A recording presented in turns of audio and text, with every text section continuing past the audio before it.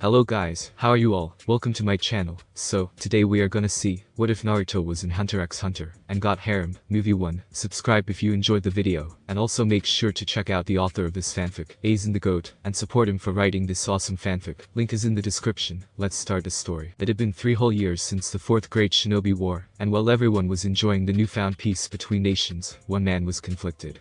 That man was none other than the hero of the war, Uzumaki Naruto. He wasn't conflicted about bringing peace to the nations, no, that was great. The problem stemmed from what happened after. Since he was a kid, he wanted the respect of the villagers as well as the shinobi that protected them. He wanted to be acknowledged by everyone, and show them that he was more than just a container of the 9 tails. He wanted friends, and people he could turn to whenever he needed them. It was for those reasons that he'd made his life goal to become the Hokage. Now though, he had all of that. Some would argue that he had most of it the moment he beat Pain, and had him revive everyone he killed in the village. After the war, however, everyone knew his name, and of his deeds. They heard how Team 7 had taken down Kagaya, and how he and Sasuke had broken everyone out of the infinite Tsukuyomi. The blonde had effectively carved his name in the history books already. Naruto had even beaten sense into Sasuke, and had him return to the village. He kept his promise to Sakura, and brought the man back, even though he was constantly out on long-term jobs. That left him with a problem. For the past 3 years, he had nothing to fight for. There was no one to save, no threats to the village, no animosity between Kage, no goals to strive for, there was nothing going on. They were at peace, the thing that he and Jiraiya both believed could happen, and that was great, but it left him jaded. Day after day, he waited for something to happen. Anything to alleviate his boredom, but nothing ever came. Every day was the same, and he was tired of the monotony. There were only 2 things that had happened that were of any real significance. The first was having a conversation with the heiress of the Hyuga clan, Hinata, about her love confession. They never had a chance to talk about it after the pain attack, since everything happened so fast, but now that they were at peace, they were finally able to address it. He'd let her know that he was flattered, but he knew she didn't really love him. She was in love with the idea of him, and not the person. They hadn't spoken enough for her to know what he was really like, and as such formed an idea of him, especially after he stood up for her against Neji when they were younger. Hinata was saddened but understood, which he was thankful for. The second was his relationship with the Mizukage. Soon after the war ended, he traveled to each of the other nations to see what life was like for them. Now, without the animosity between them, he was free to travel between them with almost no restrictions. Throughout his time in the mist, he noticed how forward Mei was to him. She complimented his looks, rubbed his arm here and there, and always lightly teased him whenever she could. They were soon having lunch together in her office until one day she made a move and kissed him. He had no issues with this, as she was one of the most beautiful women he'd laid his eyes on. However, with her being a Kage, she couldn't up and leave her post to be with him, and likewise he wouldn't leave Konoha for another village. In the end, they settled on a friends with benefits type of relationship, and he'd visit her whenever he could, and they would enjoy each other's company. Naruto was sure Kakashi, he'd been appointed as Hokage shortly after the war, knew exactly what he and the Mizukage were doing, but fortunately he never said anything. Still, while having the Mizukage under him, and sometimes bouncing on top of him was fun for a while, it wasn't all he was looking for. The thought of traveling had entered his head, and would constantly plague his mind. Even late at night, as he drew small circles with his fingers on Mei's back, he'd think about it. He'd been to every nation, but what about beyond the horizon? He'd asked Kakashi, but the white-haired man said no one knew. There had been some expeditions in the past, but they reported that it was just barren plains that eventually lead to the ocean. At the time, they were constantly on alert, and the sensors that had gone hadn't sensed anyone for miles. It was deemed unimportant, and they didn't bother heading out again, since they were constantly on the lookout for enemies. That had piqued Naruto's interest. The ocean was massive, no normal shinobi would have the reserves to walk across it, but he did. Hell, since he was blessed by the sage, he could fly, and expend very little chakra doing so. The blonde wanted to check it out. If it did turn out to be just water, then at least he got the idea out of his system. If his gut feeling was right, then he'd have new lands to explore, and new people to meet. That sounded good. He had a feeling there was more to the world than they were aware of. That thought alone was enough to get some of his enthusiasm back. A few weeks after that conversation, after returning from a visit to Mei, he packed almost everything he had, minus furniture and non-necessities, into a storage seal he placed on one of his forearms. It took him an hour to get all his clothing, tools, and food ready. He walked out of the building, and gave his apartment one final look before heading to the Hokage Tower. Kakashi saw Naruto in front of him, dressed in black pants and matching black shirt, as well as some shoes similar to the ones Madara had on when he was the 10 tails, which were just black closed shoes that his pants were tucked into. This was a far cry from the usual orange jumpsuit he used to wear. Naruto-sensei looked at him, noticing the determined look on the young blonde's face. "So you've made up your mind?" He was unsurprised. He'd expected this after their last conversation. "How long do you need?" he asked. Naruto blinked. Just like that. He was expecting a little more resistance. Kakashi shrugged and leaned back in his chair. We're at peace now, and I can always call upon Sasuke if anything happens. Okay then. Can I have 3 years? I want to see as much as I can. If there really is nothing out there, you'll have me back within a week. He replied. Kakashi didn't answer. Instead he pulled some papers out of the drawers of his desk and began writing. You seem confident that there's something out there, he said as he jotted something down. Call it a gut feeling, sensei. It's been nagging at me for a while. I know there's something. I hope there's Naruto. Kakashi replied with sincerity. Have you told the Mizukage about this? He teased, letting him know that he knew of their relationship. Naruto chuckled and scratched the back of his neck. I let her know a few days ago. I asked her to come with me, but she was hesitant. It's understandable, she's still the Mizukage after all. Kakashi laughed along with his student and stopped writing. He pulled out a large red stamp and applied it onto the center of the paper. Naruto, as of this moment you're not an active shinobi of Konoha. You wouldn't be called upon for missions unless something happens that the village can't handle without you. The only thing I ask is for you to send me monthly updates through one of your toads. Kakashi said. I can do that. Naruto replied, anxious to get going. Kakashi noticed this and waved his hand. Go on. Enjoy yourself, Naruto. After everything you've been through, you deserve a break. Have fun. Naruto smiled. Thanks, Kakashi-sensei. I'll see you soon. He walked down the streets of the village, taking in the sights as if it were his first time seeing them. If everything went as he expected, he wouldn't be seeing this place for a while, and didn't want to forget. After he crossed the village gate and was deep within the forest, he stopped and activated his 6 paths mode. Just as he was about to head out, he stopped as he sensed a familiar presence approaching through the trees. He tilted his head in confusion, not understanding why she was here. May? What are you doing here? He asked curiously. She was dressed in her usual dark blue dress, with the only change being the fact that her cage hat was missing. The auburn-haired woman smiled at his question. You're not getting rid of me so easily, she answered happily. He finally took note of the scrolls she had clipped to her waist. Seeing the question on his lips, May continued. Since the war ended I've been grooming Chijiro for the position. I trained him personally, and had him learn how to do the paperwork. After you told me of your plans to see what was beyond our horizons, I thought about it every night. I stepped down, and had Chijiro take over. He's being guided by the advisors, but he's an intelligent man. I have no doubt he'll be a great cage. She praised me. What if they need you? He asked. Chijiro has instructions to reach out to Konoha, and have them contact you to tell me anything important. Now that everyone's allied it's no big deal. Naruto nodded. That made sense.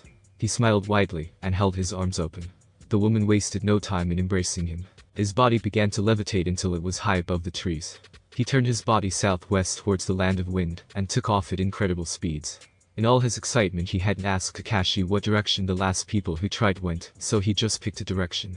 It didn't matter though, eventually they'd reach the ocean, and then the real journey would begin. It took the average shinobi 3 to 4 days to run from Suna to Konoha, and they cleared the distance in less than 2 hours at his flying speed. He contemplated stopping to see Gar, but ended up deciding against it, wanting to clear as much ground as he could in the day. The next 8 hours were pretty boring.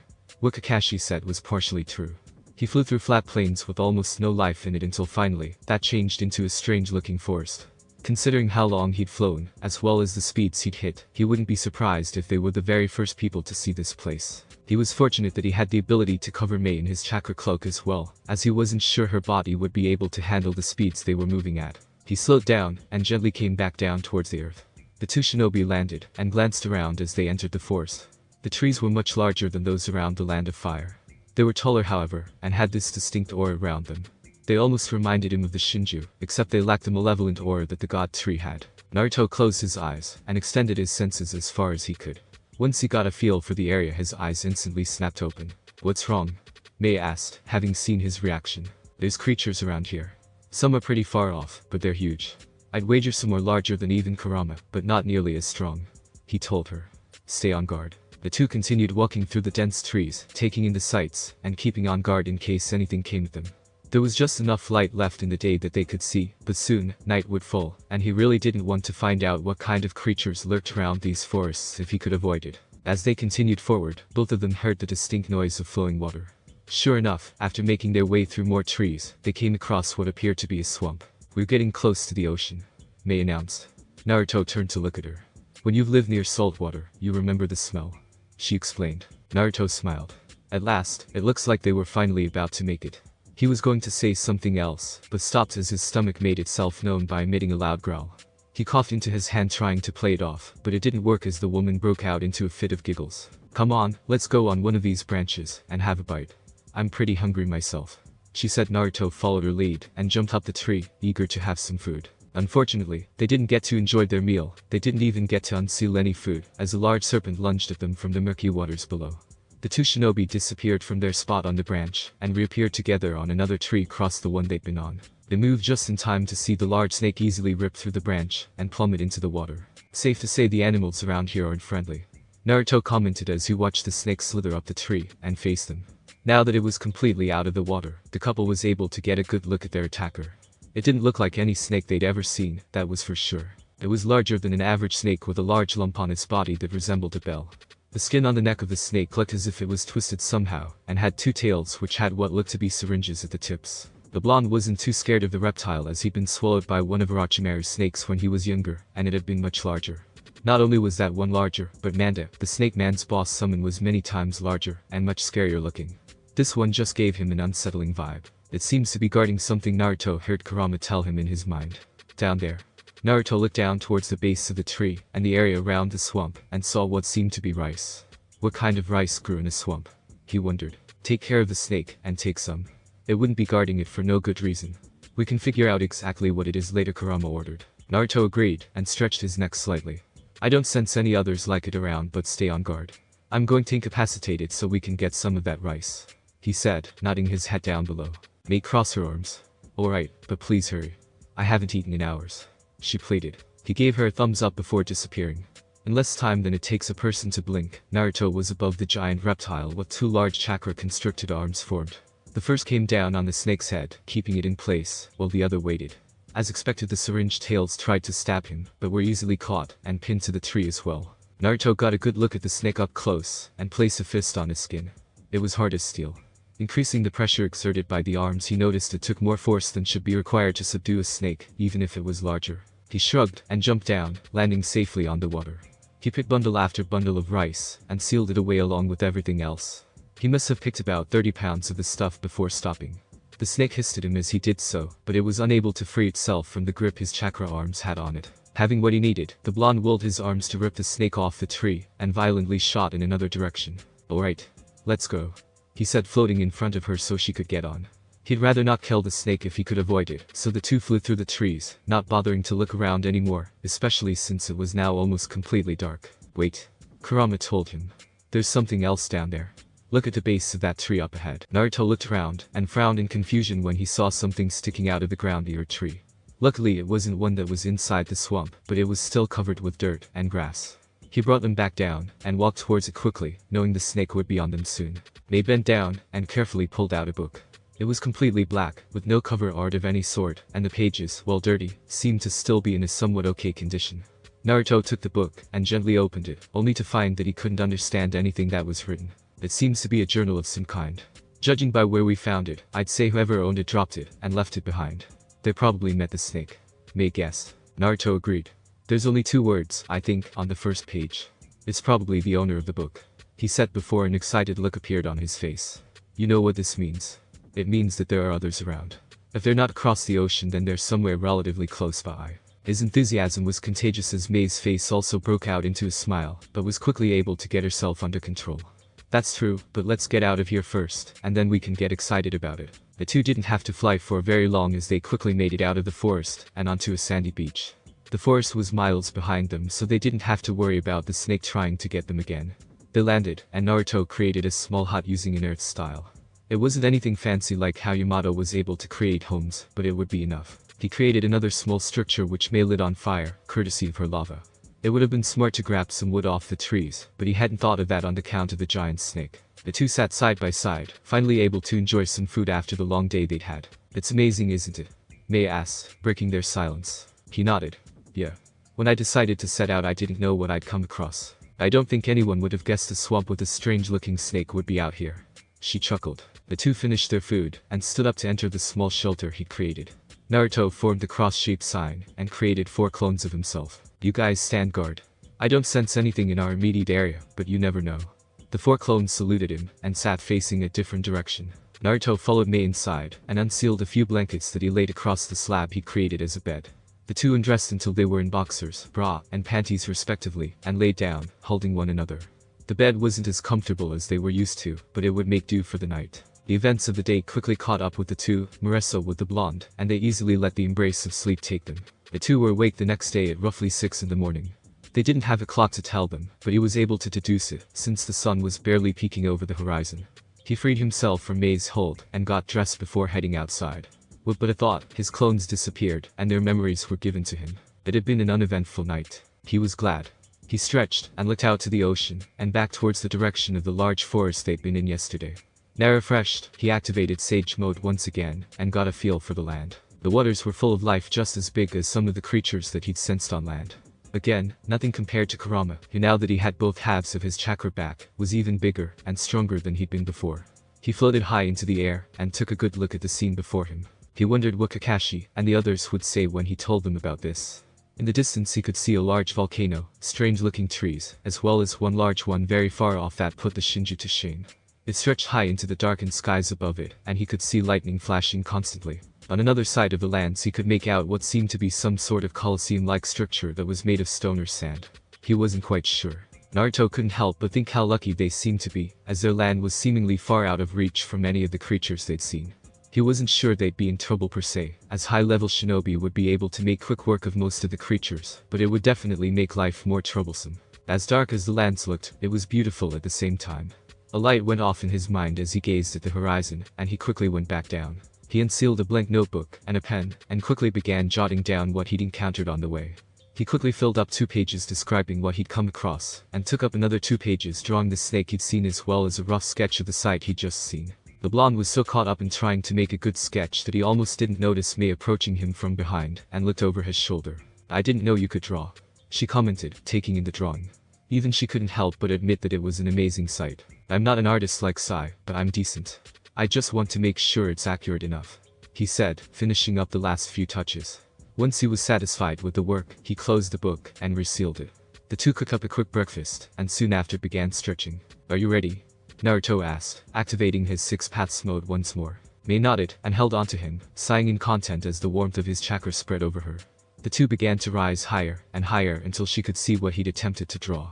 Like Naruto, she couldn't help but be drawn to the large tree off in the distance. "It must be absolutely massive to look that big even from this distance," she commented. "Yeah, hopefully we can get a good look one day.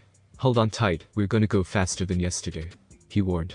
After coming across that journal, his motivation and excitement had only increased. His hunch about there being more to the world was right, and he had a good feeling that crossing the ocean, they'd find something incredible. They held on tight, and let out a high-pitched squeal as they took off. Over the next few hours, the pair witnessed large sea creatures that Naruto thought might have made good summons. From their altitude they were able to make out shadows in the water that took the shape of large serpents, whales, and even giant squids. They'd seen sea animals before but not to this degree. The closest he'd seen was the 3 tails. They were sure a few high powers would be enough to handle them, but it was still incredible to see. The ocean itself also presented a challenge apart from the gargantuan animals, and it took the form of giant waves. At one point, the seas were so choppy they actually had to increase their altitude to avoid getting hit. Naruto couldn't help but think, any regular shinobi who would venture out this far would have a tough time. If they made it to the swamp, they'd have the snake to deal with, which wasn't overly difficult, but what if it was an entire species, and not a single reptile? Not only that, but the amount of chakra it would take to cross the ocean was far beyond the reserves of any normal shinobi. "You know, if I didn't have the 6 paths ability to fly, we'd have probably turned back halfway a few hours into the journey, when everything was just flat," he commented. May nodded. "Yeah, after seeing the many empty plains I'd assume it continued that way." Conversation ceased, and they continued flying well into the night. Naruto at one point repositioned May so she could comfortably lay down on him, and sleep. With his only companion asleep, Naruto had time to think to himself. 3 things bounced around in his mind. The first was the sheer size of the world. Having been flying for nearly 15 hours at the speeds they were going, and still only seeing water beneath them, it put the size of the world into perspective. If anyone were to be watching them, they'd see a bright orange flame zoom past them at breakneck speeds. Finally, after almost a full day of non-stop flying, the fatigue was beginning to set in. Sure, he had monstrous chakra reserves, but it wasn't unlimited. However, as the sun rose higher and illuminated the world, he saw it. In that instant, all the fatigue and hunger he felt instantly disappeared as he saw land up ahead. He gently nudged May's leg with his hand until she groggily woke up. "What?" she mumbled. "Look," he said, pointing up ahead. May turned her head, and similar to him, her sleepiness disappeared. The realization that they'd made it dawned on them, and they seemingly got their energy back. It only took a few more minutes of flying to reach solid land. The area was full of lush greenery, and off in the distance, they could see bright lights as well as a very large tower, easily larger than any buildings they'd seen back home. Though my mate trailed off as she took in the sight with wide eyes. Naruto nodded with his mouth wide open. Yeah. He looked to the left, and saw regular-looking people staring at them, not having seen them fly over here. None approached though, and quickly went about their business. Well? Mei asked rhetorically. Naruto shook his head from his stupor. Well, let's see what's around. I'm curious to see what things are like around here. The two followed a path that led towards the city, eager to see what the new world was like. They didn't have to walk too far to reach the city, the trip only taking them about half an hour. Upon walking down the brightly lit street, the first major revelation was made to them. Everyone in this part of the land spoke the same language as them, as they could pick up tidbits of conversation from others as they walked. They heard things from menial complaints about work, gossip, and fashion trends. There were a few other things, however, that caught both of their attention. The people here seemed to have developed very advanced forms of transportation.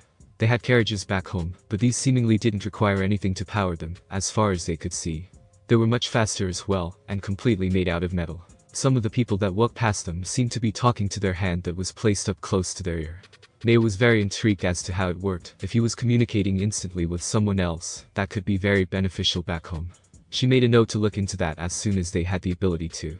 Then came one of the most intriguing bits. Someone happened to mention that they were going to try and earn some money at a place called Heaven's Arena. Naruto wanted to know more, and asked a local shop vendor what it was about. He told the man that the two were travelers who hadn't ventured out here before, and it wasn't exactly a lie. The answer he was given piqued both of their interests. Heaven's Arena was the large tower they'd seen upon arrival, and it was a place where fighters could earn money by battling their way through the first 199 floors. Any floors higher than that meant you were fighting for glory and prestige, and wouldn't be awarded cash prizes. They thanked the man for the information, and continued walking. We have two main problems. Mei commented as she admired the buildings. Well, they weren't as grandiose as Heaven's Arena, they were still well built, nicely lit, and some even had food stands that let off a wonderful aroma. First, while it is convenient that we speak the same language, they use an entirely different alphabet than we do. We can communicate verbally but can't write, and that'll be a problem for us, she said, lifting up one finger. And the other? Naruto asked, wondering what else she was worried about. Our money is useless here. I overheard someone use the term Jenny, and the bills and coins don't look anything like ours. So we're going to need money fast. We need a place to stay, we haven't showered in 2 days. She explained, wrinkling her nose in disgust at the thought of not having bathed. They had the option to bathe in the ocean water, but, not knowing what could have been in it made it a bad idea. Naruto's stomach grumbled, reminding him that he hadn't eaten in almost an entire day. Hungry? Mei teased. Shut up. He grumbled, and made his way to a small bench that was nearby. He looked around to make sure no one was watching, and unsealed some small bars. Handing one over to Mei, he peeled the wrapper, and almost inhaled them one by one. They weren't the most fulfilling or even the best tasting, but for the moment, they would have to do. After he finished eating a few bars, he sat back, and stared up at the sky for a moment before speaking. Mei. He called out to her. The auburn-haired woman glanced at him while taking a bite. Do you feel anything off about the people here? He asked, to which she nodded yes. They don't have chakra, there's something there, but it seems to be dormant. There's been a couple of people who feel slightly different, they have the same something there but under control. Okay, so she realized it as well. Well, they seem to be okay without it, but it's still strange encountering people with no chakra when we've all been brought up believing that every living creature has it. Naruto continued to look around at the various vendors that seemed to litter the streets. Most were selling goods like clothing, furniture, food, and even things that looked like random goods. There was one that was separate from the others though. People were lined up, and were presenting an item to the owner, and he'd give them money. It was either a pawn shop of sorts, or he was in the buying and reselling business. Wait. He said out loud. Stay here, I'll be right back.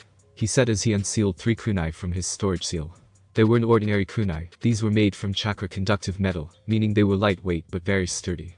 He had plenty of them, and he was sure they'd fetch a good price. They might not be able to use them for their intended purpose, but seeing as the man had accepted 4 swords already, he was sure the stall worker would go for them. He got in line, and waited until he was finally up next. Good afternoon, sir, what do you have for me? The man asked. Naruto placed the 3 kunai on the countertop. The man's eyebrows raised seeing the kunai, and immediately put on some gloves to handle them, which Naruto found kind of strange. Where did you acquire these, young men? The man asked as he carefully looked over the blade. I've had them for a while now, and needed some money. The man was bouncing it on his palm lightly, taking note of how light it was. Do you mind if I try to cut something with it? Naruto shrugged. He watched as the man walked a little deeper into the stall, and kneeled in front of a rather large stone. He pulled his arm back, and Naruto couldn't help but smirk slightly at the man's reaction when the kunai easily embedded itself into the rock. This is on the same level as a meteor Ben's knife, he said with excitement. Naruto wasn't sure who this Ben person was, but it seemed to be a good thing. The older gentleman conducted a few stress tests to try and see how sturdy it was at the base, and then attempted to tap another blade he had with it. Naruto let out a soft chuckle when the man's eyes whitened after seeing his own blade be sliced as if it was butter. The blonde could see many signs appearing on the man's face, and knew he would be buying. The owner of the stall tried to compose himself, but failed. The amount of money he could make off the knife was large, no doubt. Alright, young man. I'll give you 3 million jenny per knife. The young shinobi remembered seeing a canned drink being sold for 150 jenny, so 9 million was probably enough to get him by for a good bit. Deal. The man took the knives, carefully wrapping them up, and placing them inside a chest that he locked with 3 padlocks. Next to that he opened another one that contained multiple light-colored bills which he then counted on the countertop. There were large denominations of bills, so it didn't take too long to count. A pleasant young man. If you have anything else you'd like to get rid of, please give me a call, he said, handing Naruto a small rectangular card with his information on it. He quickly sealed the money in a separate storage seal for easy access, and headed back to Mei, who was looking at him curiously. The older woman raised an eyebrow at him as he sat down. So how'd it go? We got 9 million jenny out of those 3 kunai, he said smugly. Mei whistled. That should be enough to get us a place to stay for a while. I was worried we might have to camp out again. He shook his head. Yeah, I guess chakra conductive metal is different from what they use here. Come on, let's find a hotel and rest up. I'd like to continue looking around, but my body is screaming at me to sleep. We'll have plenty of time to look around, Mei said, wrapping her arm around his and beginning to walk off. The duo had been fortunate that the kunai had fetched a good price. The only hotel in the area with vacancy was a lavish-looking one that charged 200,000 jenny per night. Upon entering the room they could see exactly why it was so expensive. They were up on the 15th floor in a room with a large panoramic window that gave them a good view of the city. It had a somewhat large black box mounted on the wall, 2 couches, a large bed with very fine sheets, and a walk-in shower. At least with the amount of luxuries provided they could justify the large price point. The first thing they did was take a shower. Unlike back home when they showered, this time they simply let all the sweat and grime that built up over the past 2 days slide off their bodies and clean themselves. Even after they were clean the two threw themselves onto the bed and let their bodies recover from the trip. Unknown to each other, both of them had the same thought of needing to break in both the shower and bed soon. A month quickly passed for the two shinobi, and their new lives only seemed to get more interesting. In that time Naruto took it upon himself to create multiple shadow clones, which were then changed to look like street kids, and had them go out and learn the written language. While they had a grasp of the spoken language, without someone to explain the alphabet and rules, it did them little good.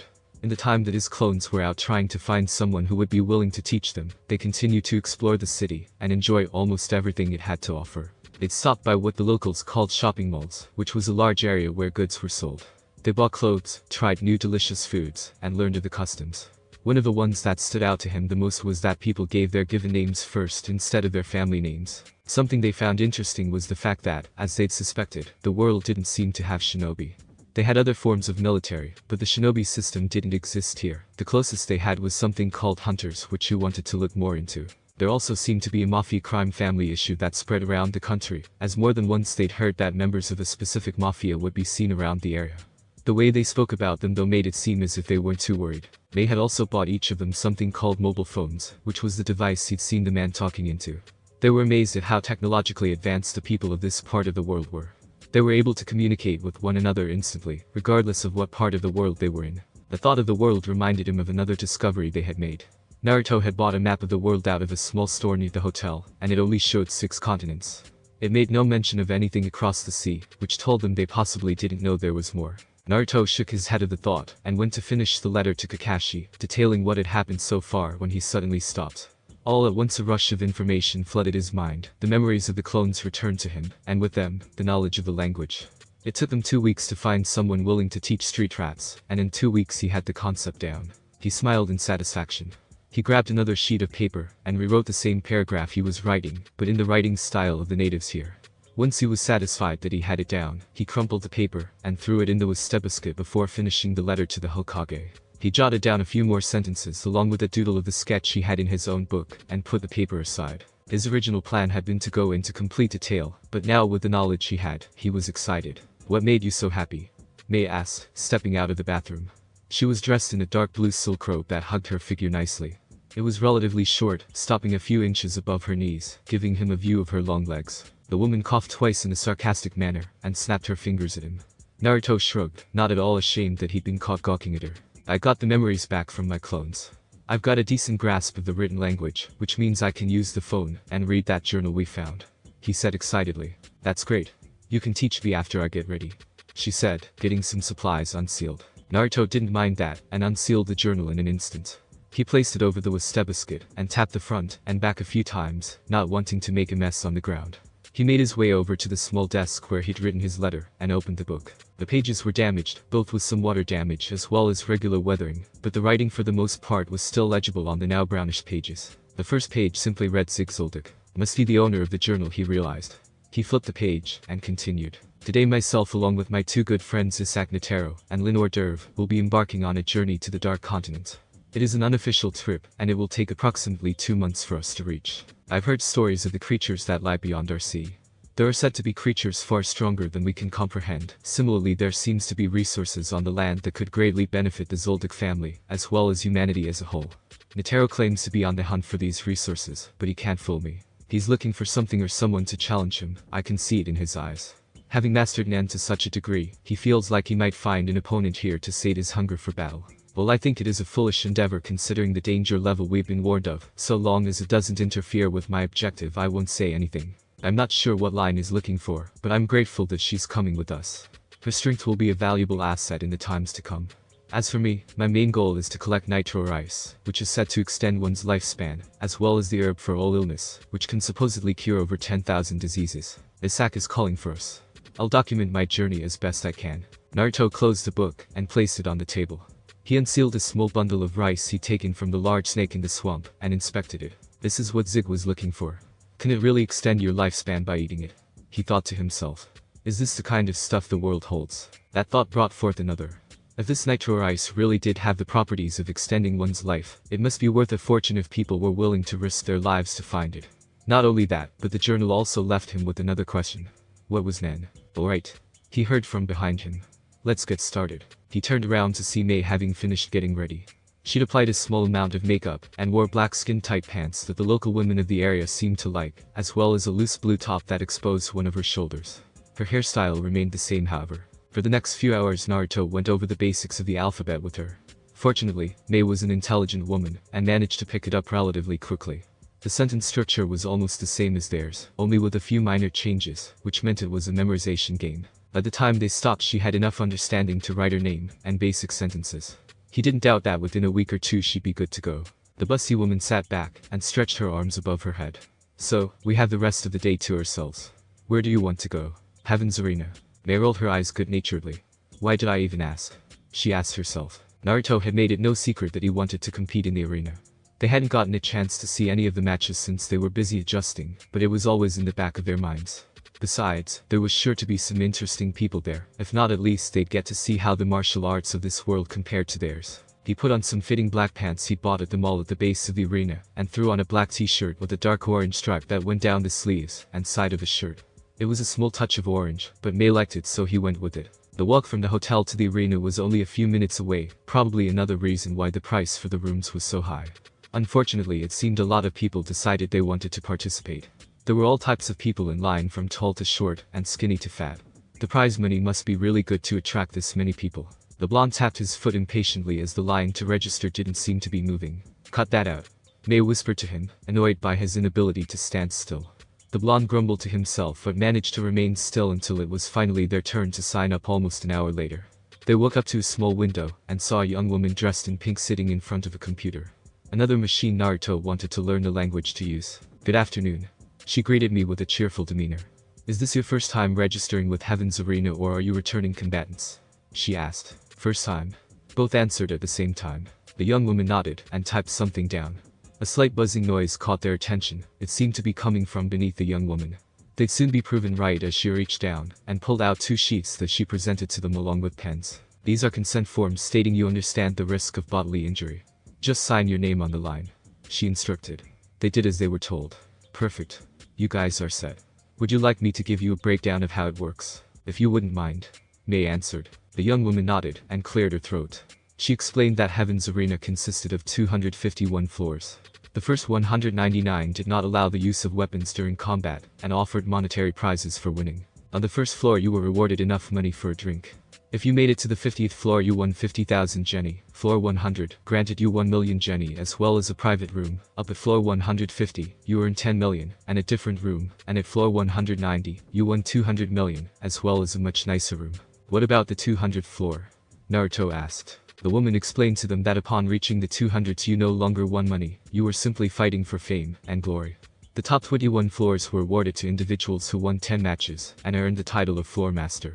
At this point weapons were permitted, and if you lost 4 battles you were disqualified. On the other side however, if you won 10 matches you had the right to challenge an existing floor master for their spot, and claim a floor for yourself. You have 90 days to prepare for a fight, but you're allowed to fight every day if you so wish. She finished. Anything else? No, that'll be all. Thank you for the explanation. The two combatants made their way towards an elevator that was designated to take them to the fighting area, and stepped inside. This is gonna be fun. Naruto commented, punching an open fist. You don't look like you're having fun. Mei teased as they rode up the elevator. Not having fun was an understatement. Both of them had managed to easily make their way up the floors, defeating every opponent in front of them with minimal effort. Most used standard jujutsu that he was sure even an academy student would be able to defeat. They'd been there for 2 hours now, and they'd spent more time waiting and riding the elevators than they had actually fighting. Cheer up, she said, giving him a peck on the cheek. We've won well over 200 million jenny each, and we're heading up to the 200th floor. This is where you wanted to fight, isn't it? She asked. He nodded. Yeah, but we're not fighting today, he said as the elevator door opened. Mei frowned in confusion upon hearing this. Why not? Naruto was about to respond when a wave of malicious intent took over them. It wasn't powerful at all, in fact, compared to what he's faced it might as well have come from a child. The two turned around to see 3 men staring at them from down the hall.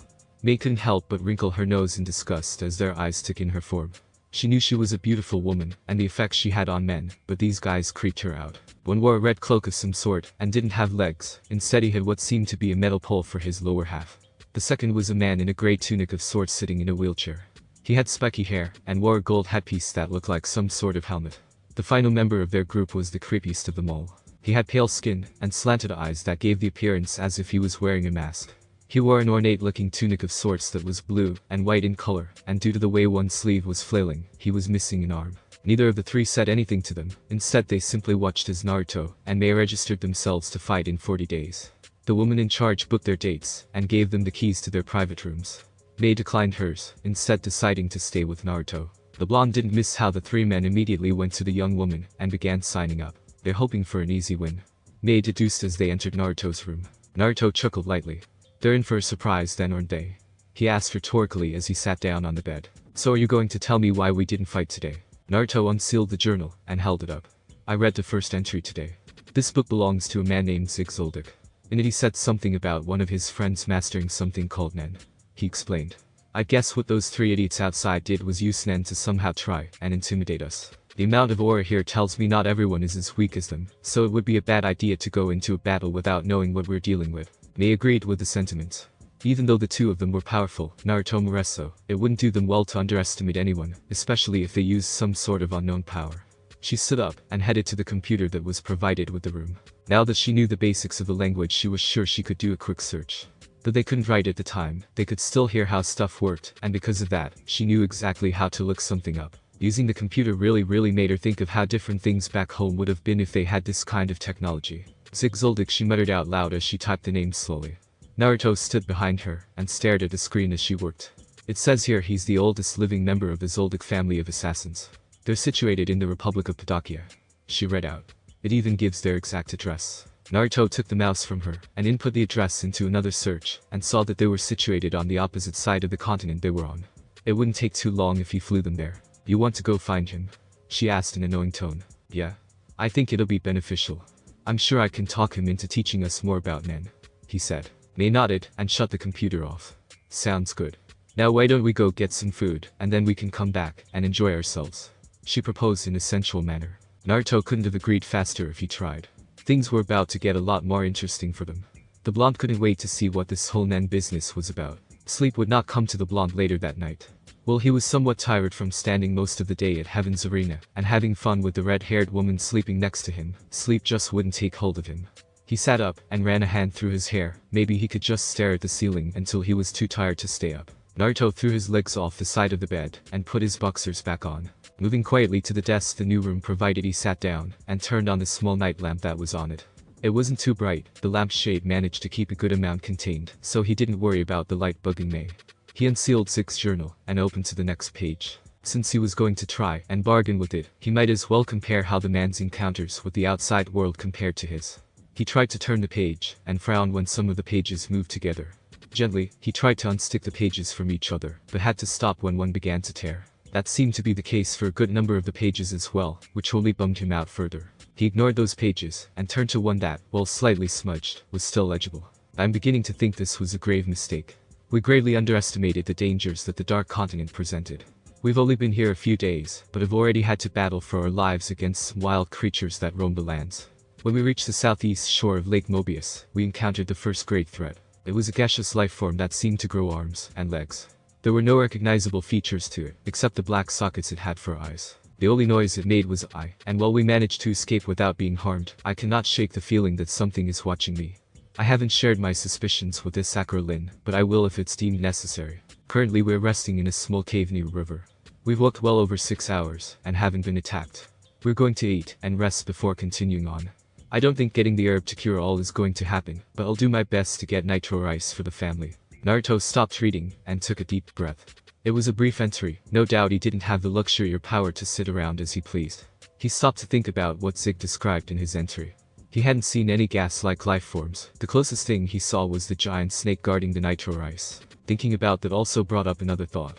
His people back home were very lucky that the elemental nation seemed to be so far away from any other inhabitants. Sure, they had some pretty powerful people, but some of the beasts he'd seen would definitely do some damage. That was only the larger ones too. He didn't know half of what was out there. For all he knew, some creatures might be invincible. Naruto glanced at the book again, considering where he had found it, and the condition it was in. It must have been there for a long time. I can't imagine Zig would just leave it there after going through the trouble of documenting everything. He must have had no choice, he deduced.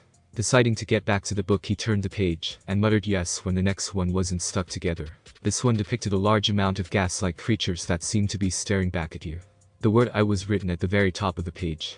The next few pages were stuck once again until finally he came across another entry. The expedition is going to end sooner than anticipated. We barely made it this far without being killed. Even Isaac has accepted that he won't find what he's looking for here. There is no powerful opponent here. There are no other humans here except us.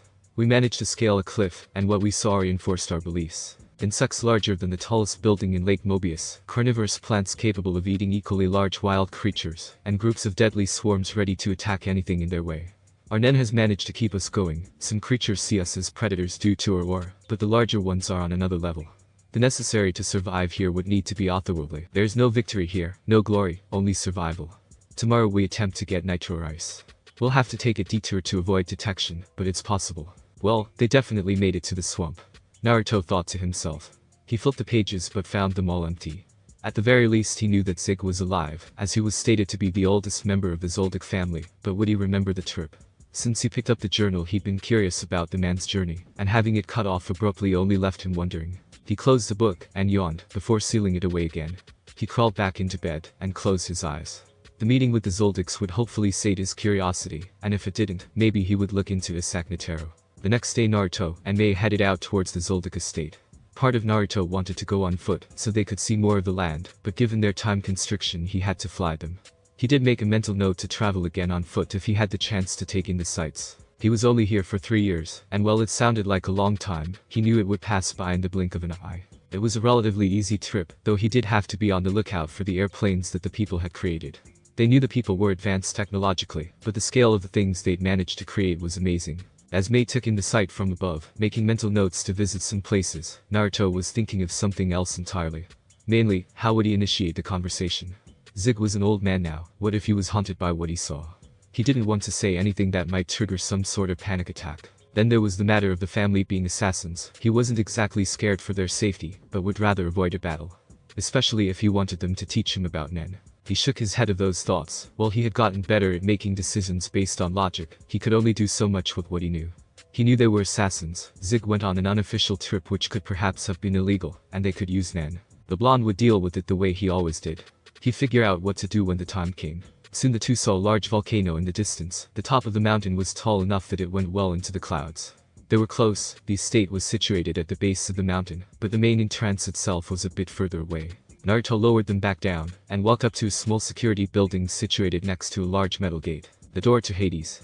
Anyone who's entered has never come out alive, Mei said, reciting something she'd read on the computer.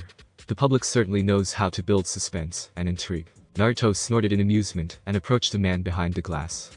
Excuse me. The guard looked up from his book, a look of curiosity on his face. Yes. What can I do for you? I was hoping you could tell me how to reach Zoldik. I have something I'd like to talk to him about, Naruto replied. The gate guard's face changed from curious to serious within seconds. Putting his book down, he stood up and walked over to the phone. The man turned his back to them and put the phone up to his ear. Naruto and Mei raised an eyebrow at each other as the man spoke in a hushed whisper to someone on the other side. After a few seconds, the man hung up and turned around with an apologetic look on his face. I'm sorry, young man, but Zig-sama is currently unable to meet with you, he said. Unlike others, when he apologized, his tone had actual sincerity. Mei stepped a bit closer. Would it be too much trouble for you to call one more time? This time, tell him we know we have something that belongs to him from a trip he took a few years ago. The man's curiosity returned. They could see it in his face, but he didn't ask. Instead, he simply nodded and picked up the phone once more.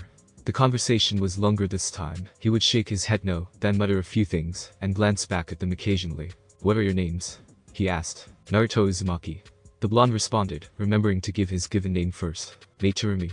The beauty answered. Unlike him, she seemed to still be trying to get comfortable with using her given name first. After about 5 minutes on the phone, he hung up and took off his cap and jacket, revealing a white sleeveless shirt underneath. The two inhabitants of the Dark Continent walked over to the door the man had just opened to meet him. It seems the Zoldik family is curious as to what you possess. Unfortunately, it won't be as simple as just allowing you entry. They wish to see if you're worthy of entering the estate.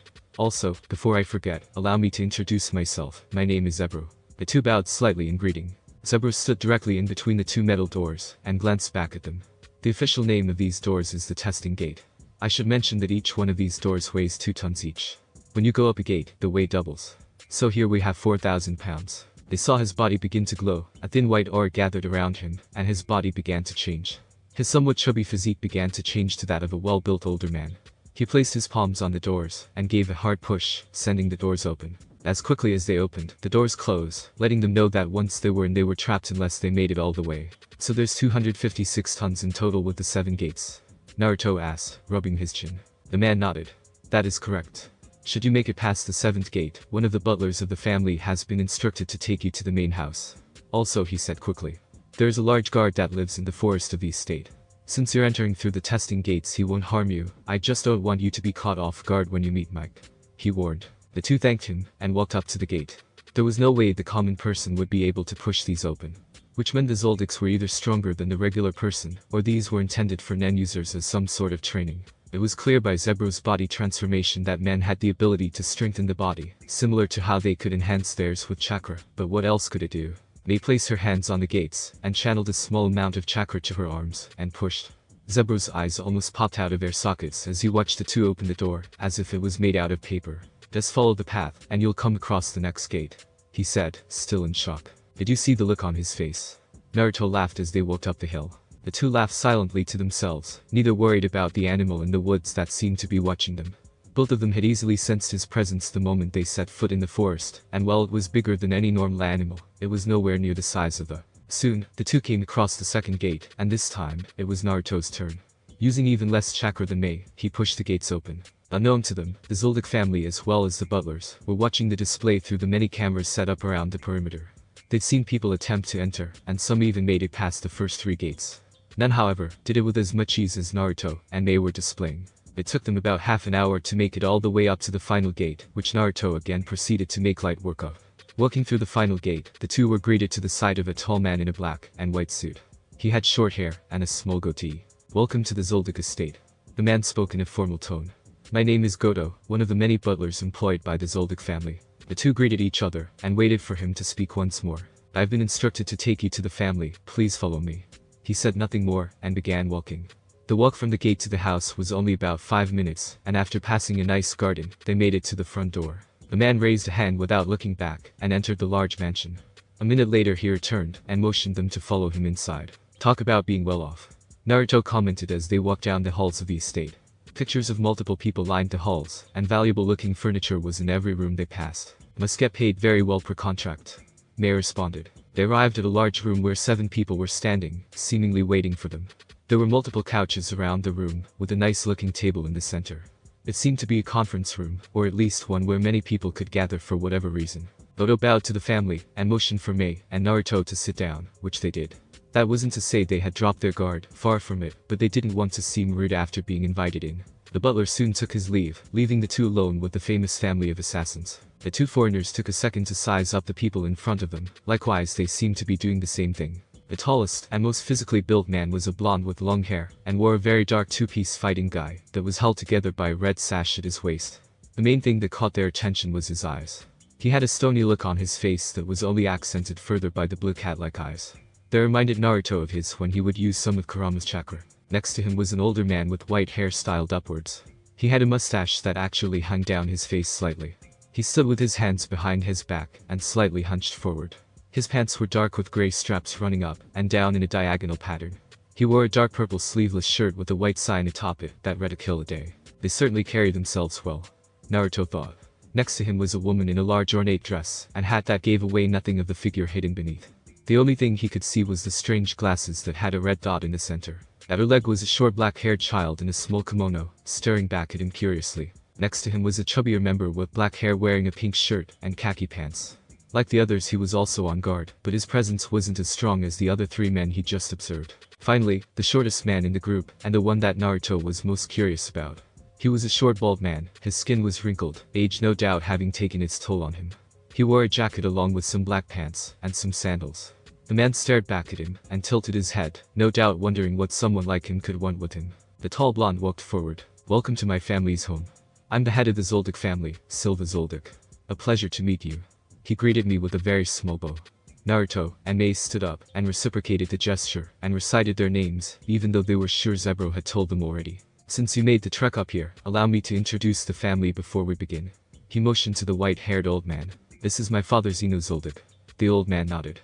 Silva went down the line of family members, introducing him to his wife Kikyo, their sons Kaluto and Maluki. Then finally, the man of the hour. "Zig Zoldik. A pleasure to meet you, and thank you for taking the time to meet us." Mei greeted when the man was finished. Zeno sat down on a couch situated across from them, and placed his hands on his knees. "I am curious, what could 2 people as young as yourselves need with my grandfather?" he asked. The other family members sat down, with the exception of Maluki, who was only present for formalities, and soon after left to his room. Naruto looked at them one by one. "Well, I do want to talk to him, but I'm hoping the rest of you can help me as well." Zeno and Silva raised an eyebrow at the same time. Naruto and Mei both saw the father-son relationship instantly. "You wish to have someone assassinated?" Silva asked. Naruto shook his head. "Not exactly. What I'd like from you has nothing to do with assassination, but rather Nen," he revealed. Everyone in the room frowned, not in anger, but rather in confusion. Zeno cleared his throat and spoke. "You don't know how to use Nen. How can that be? We can feel the aura spilling out of you two like a faucet. I'd go so far as to say you have the most raw aura I've ever felt." He said that the last part was directed at the blonde. "They can feel our chakra." Naruto and Mei thought at the same time. "I was never the best at suppressing it, but I thought I was doing a good job," Naruto added. "No, we don't know how to use Nen. However, I'm sure we can come to some sort of agreement, but let's leave that for later. Right now I'd like to show you something," he said. The family watched in interest as he unsealed the black journal from the seal. While nobody said anything, he didn't miss the look of intrigue on their faces as he unsealed the book. No doubt they were making a mental folder on him, and gauging his abilities. Zig's usually half-lidded eyes widened when he saw the journal. Naruto held it out in front of him, and with shaky arms the eldest Zoldik took it from him. "Where did you get this?" Zig asked as he looked over his old journal. Naruto could see the man lose himself in his thoughts, probably thinking back to the trip. "I found it." The family looked at Zig, who was flipping through the pages, reading over his words from years ago. "What is it?" Zeno asked. "It's my old journal that I wrote during my trip to the Dark Continent," he revealed, shocking the family. They weren't surprised that he'd been there. It was common knowledge among the Zoldik family. What shocked them was the implications of what it meant. "I had to leave it behind when we were attacked by the Hellbell trying to get nitro rice. Isak and I were exhausted after how long we had traveled, and didn't have the strength to fight and steal the rice," he explained. Naruto was glad he didn't even have to ask him to tell him what had happened. Now he had a name to associate the giant snake with. He could guess it was called the Hellbell due to the large lump it had right at the neck. "I can only think of one possible way for you to have this," Silva commented. The two of you made your way to the Dark Continent under the V5's nose and managed to survive. The family looked to Silva, then back to the pair, waiting for confirmation. The possibility that two people this young made it to the Dark Continent and made it back in one piece was nothing short of incredible. Naruto shook his head. Not exactly. He responded before looking back to Zig. There's a part of your journal that stuck with me. You said there is no powerful opponent here. There are no other humans here except us. You weren't exactly right. The two shinobi didn't have to wait long before realization dawned on the family. None of the stoic-looking assassins could hide their shock this time. Sitting in front of them were the first humans claiming to be from the Dark Continent.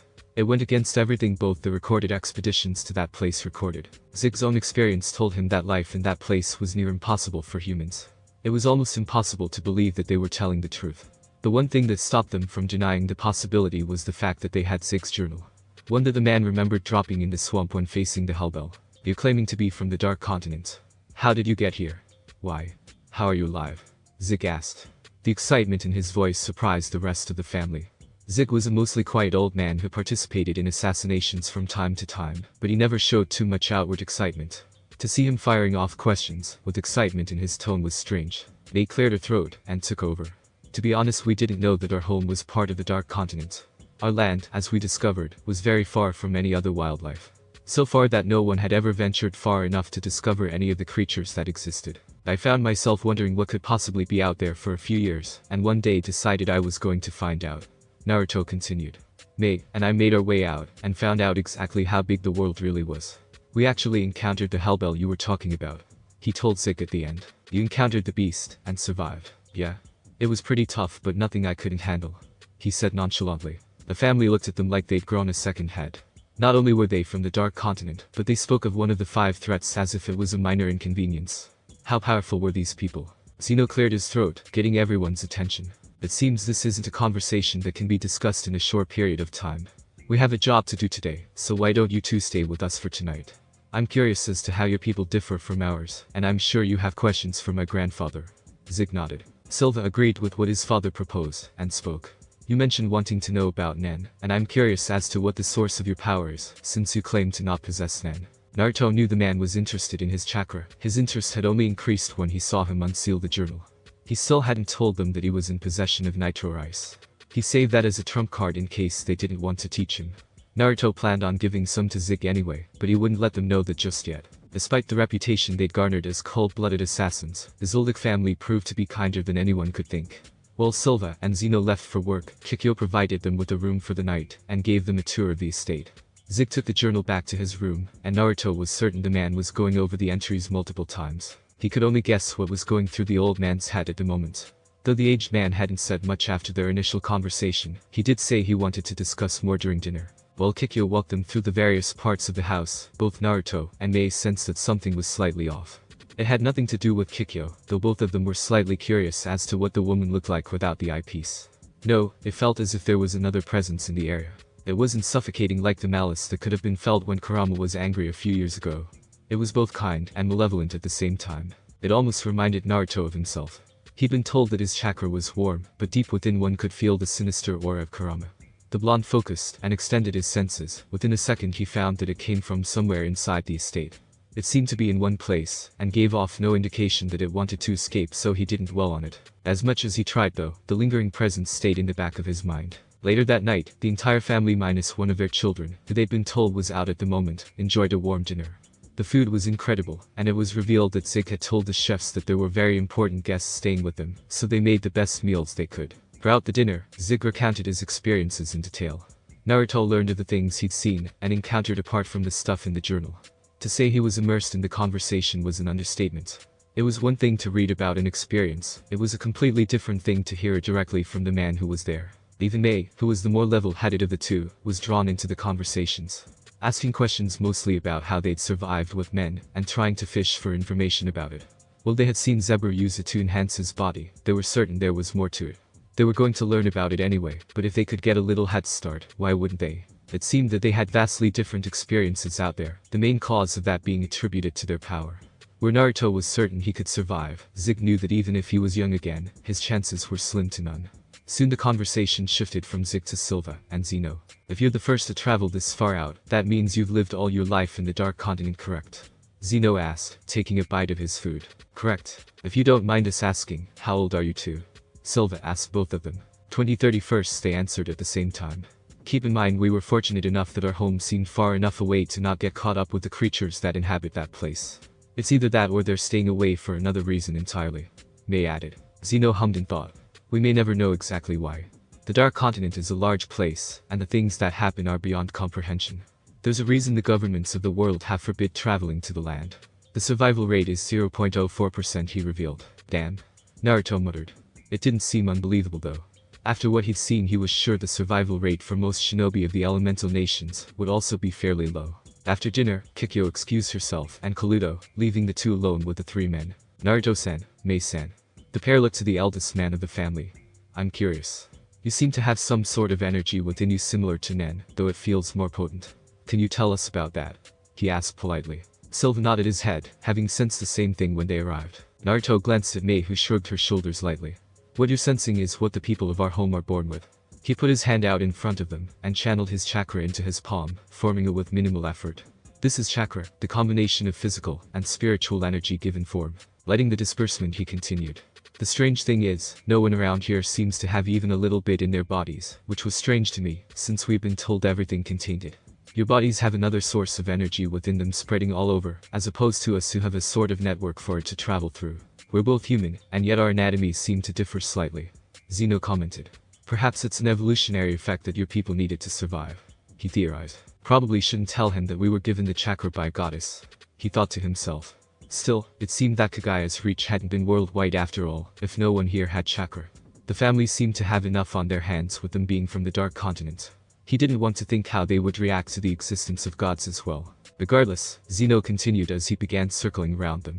Even though I can sense this chakra within you, I can also tell you that you do indeed have aura nodes, meaning you can have access to Nen. Naruto could sense a but coming, and he wasn't disappointed when Silva spoke next. However, Nen isn't something that is taught lightly. In fact, most people can go their entire lives without learning of its existence. The only people who ever bother to learn it are hunters. Mei perked up at the word, having wondered about it since she heard of it. I've actually been curious about these hunters. She commented. What exactly do they do? What are they hunting? People seem to hold them in high regard. Hunters are a select group of people who have proven themselves to be elite members of society by taking an exam held by the Hunters Association. Silva began. If they pass, they're granted a license to go almost anywhere in the world and do almost anything. Naruto and Mei were both surprised. They were basically immune from consequences if granted hunter status, it seemed. Neither of them missed the keyword in the man's sentence though, almost. I assume since no map of the world shows the Dark Continent, only hunters are aware of its existence. Mei asked. She'd recalled earlier how Silva mentioned that in order to go, they'd have to make it through something called the V5. The head of the Zoldik family shook his head. Only a select group of people are aware of its existence. Even among hunters. That's also one of the places that a hunter's license doesn't grant you access to. Not only do you have permission to travel, you're also granted a vast amount of money. However, there are a few rules to being a hunter. You must always be on the hunt for something, and learning Nen is a requirement. Zeno finished. That was interesting. So the moment you became a hunter, you were pretty much set for life on the condition that you hunt something and can learn Nen. Would it be possible for you to teach us how to use Nen? Naruto asked, trying to keep the excitement from his voice down. The three Zoldik men glanced at each other quickly, all having a mental conversation in a split second. While we're grateful to learn a bit more about the Dark Continent and even meet inhabitants, learning Nen from us won't be free. Zeno replied with a formal tone of voice. He quickly switched from a curious old man wanting to know about them to the contracted killer he was. They wanted something from them, and they would need to pay, just like everyone else. I'm also curious as to why. Zik commented after coughing twice. The energy we can feel from you is potent, so much so that I've only ever met one person with a presence as strong as yours. He commented, referring to Netero. If this chakra has allowed you to survive your entire life in the Dark Continent, and even against the Hellbell, should that not be enough? The pair shook their heads. Before coming here we were at Heaven's Arena. We made it to the 200th floor, and were greeted by three men who directed some energy at us. It was weak, but there's others there that were more powerful. Mei began. Well, we're confident in our abilities, we don't know enough about Nen to go into it blindly. The assassins understood. It was unwise to underestimate an opponent, even if you believed yourself far above them. One wrong move, one miscalculation, and that could be the end of you.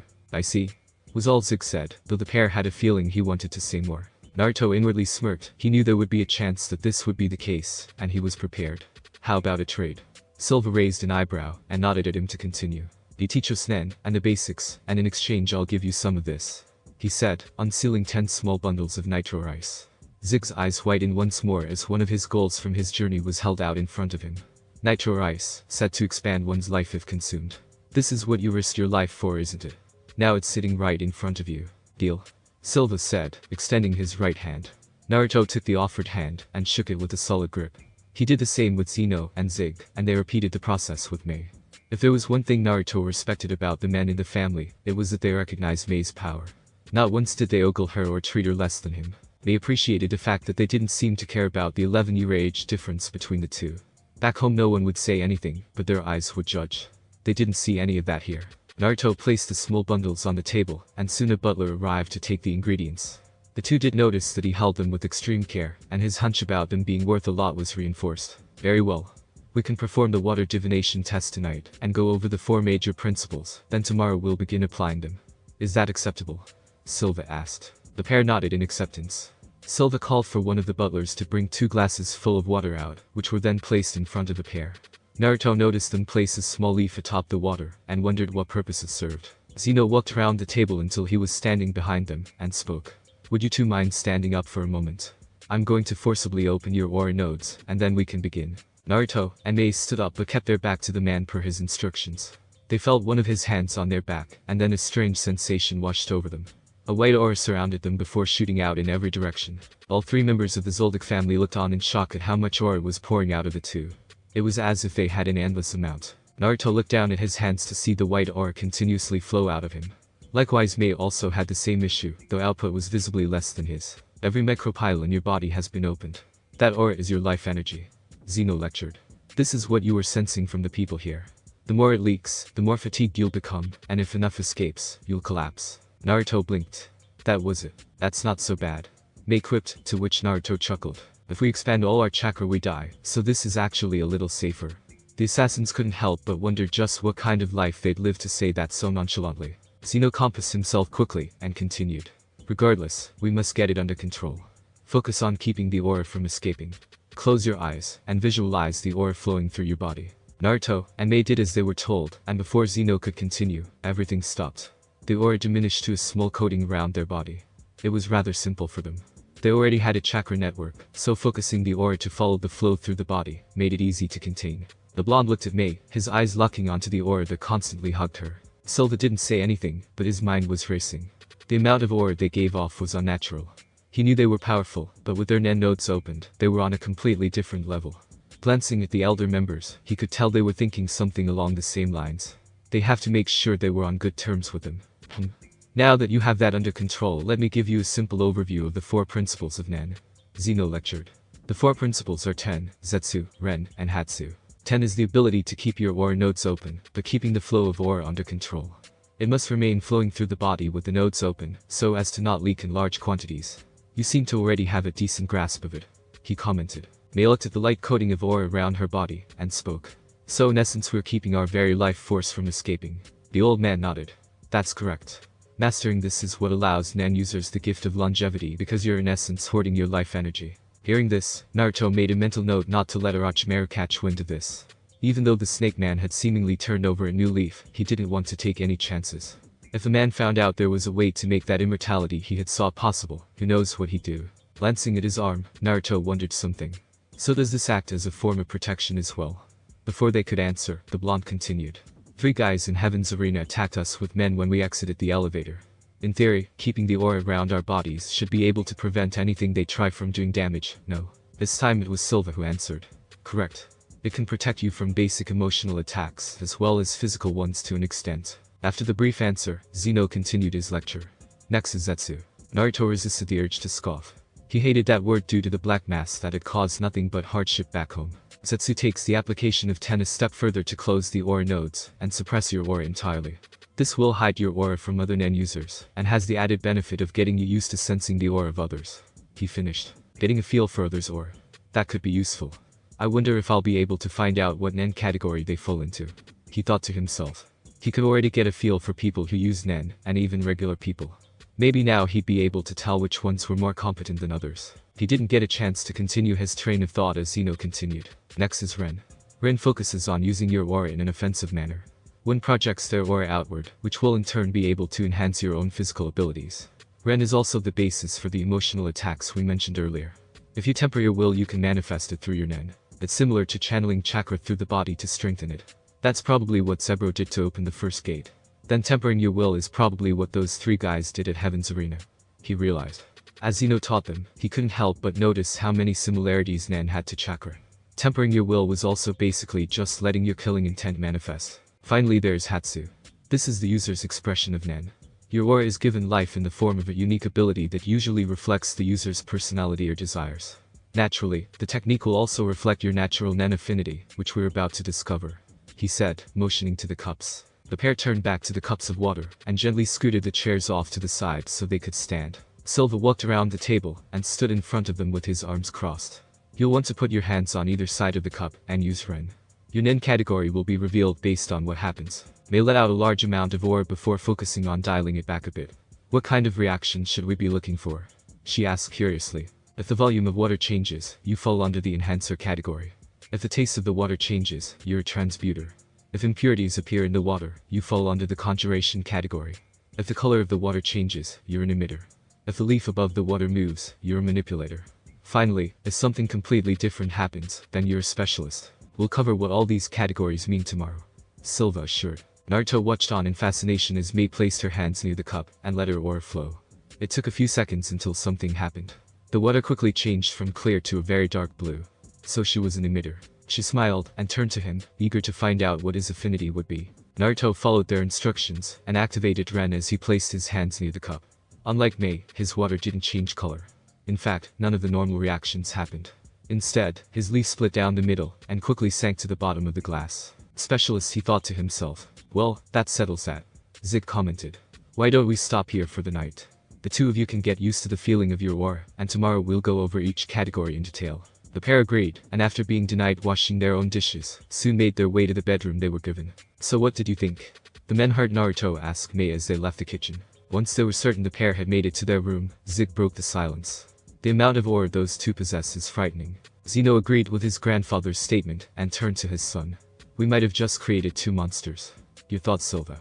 He ordered. While he was no longer the head of the family, he was still the only one who could occasionally give the man an order. Silva rubbed his chin in thought for a moment before replying. If we're ever given a contract with them as the target, it'll be refused. No amount of money is worth the effort and power it'll take to kill people of their caliber. Both former heads agreed, having had similar thoughts when Zeno opened their aura nodes. Well, they're polite and kind enough. My body was on edge the entire time they were in front of us. Mind you, that was before they could use Ren. Zeno commented. We'll have to form some sort of alliance with them. The two men didn't reply, instead gave him a look that said explain. The Zoldiks have always been a neutral force in the world. We help anyone so long as they have the money to hire us, but these are two individuals we cannot risk having against us. Zig nodded and scratched his head before responding. What will we offer them? Teaching them nen was part of a deal. Training and protection. Silva responded with no hesitation. No doubt their strength will be known soon, and questions will arise. People that strong couldn't go under the radar. Silva's father closed his eyes in thought for a moment, and a second question soon entered his mind. We will have to form two separate alliances. They don't appear to be married, so we are dealing with one entity. The head of the family shook his head. Married, no, but definitely in some sort of relationship. We'll offer them training and protection, and in the event that they stay permanently, we'll offer an official alliance between families after they wed. Zeno hummed. I suppose that could work. Why don't we dwell on this another time? I've had enough for one night. With that, the men dispersed to their rooms. Everyone had a lot on their mind. The pair ended up staying with the Zoldik family for the next 25 days. The day following the water divination test, they'd been given the rundown on the different nen categories, and had even been offered the chance to use their training grounds. An offer that they readily agreed to.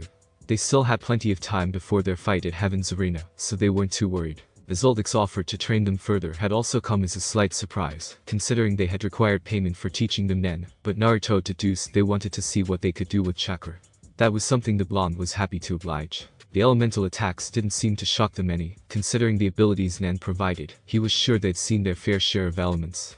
Silva and Zeno, being transmuters, both had a strong inclination to lightning, and they reflected that. Out of all the things they saw from the pair, what caught their attention the most was their ability to walk on water and any sort of surface.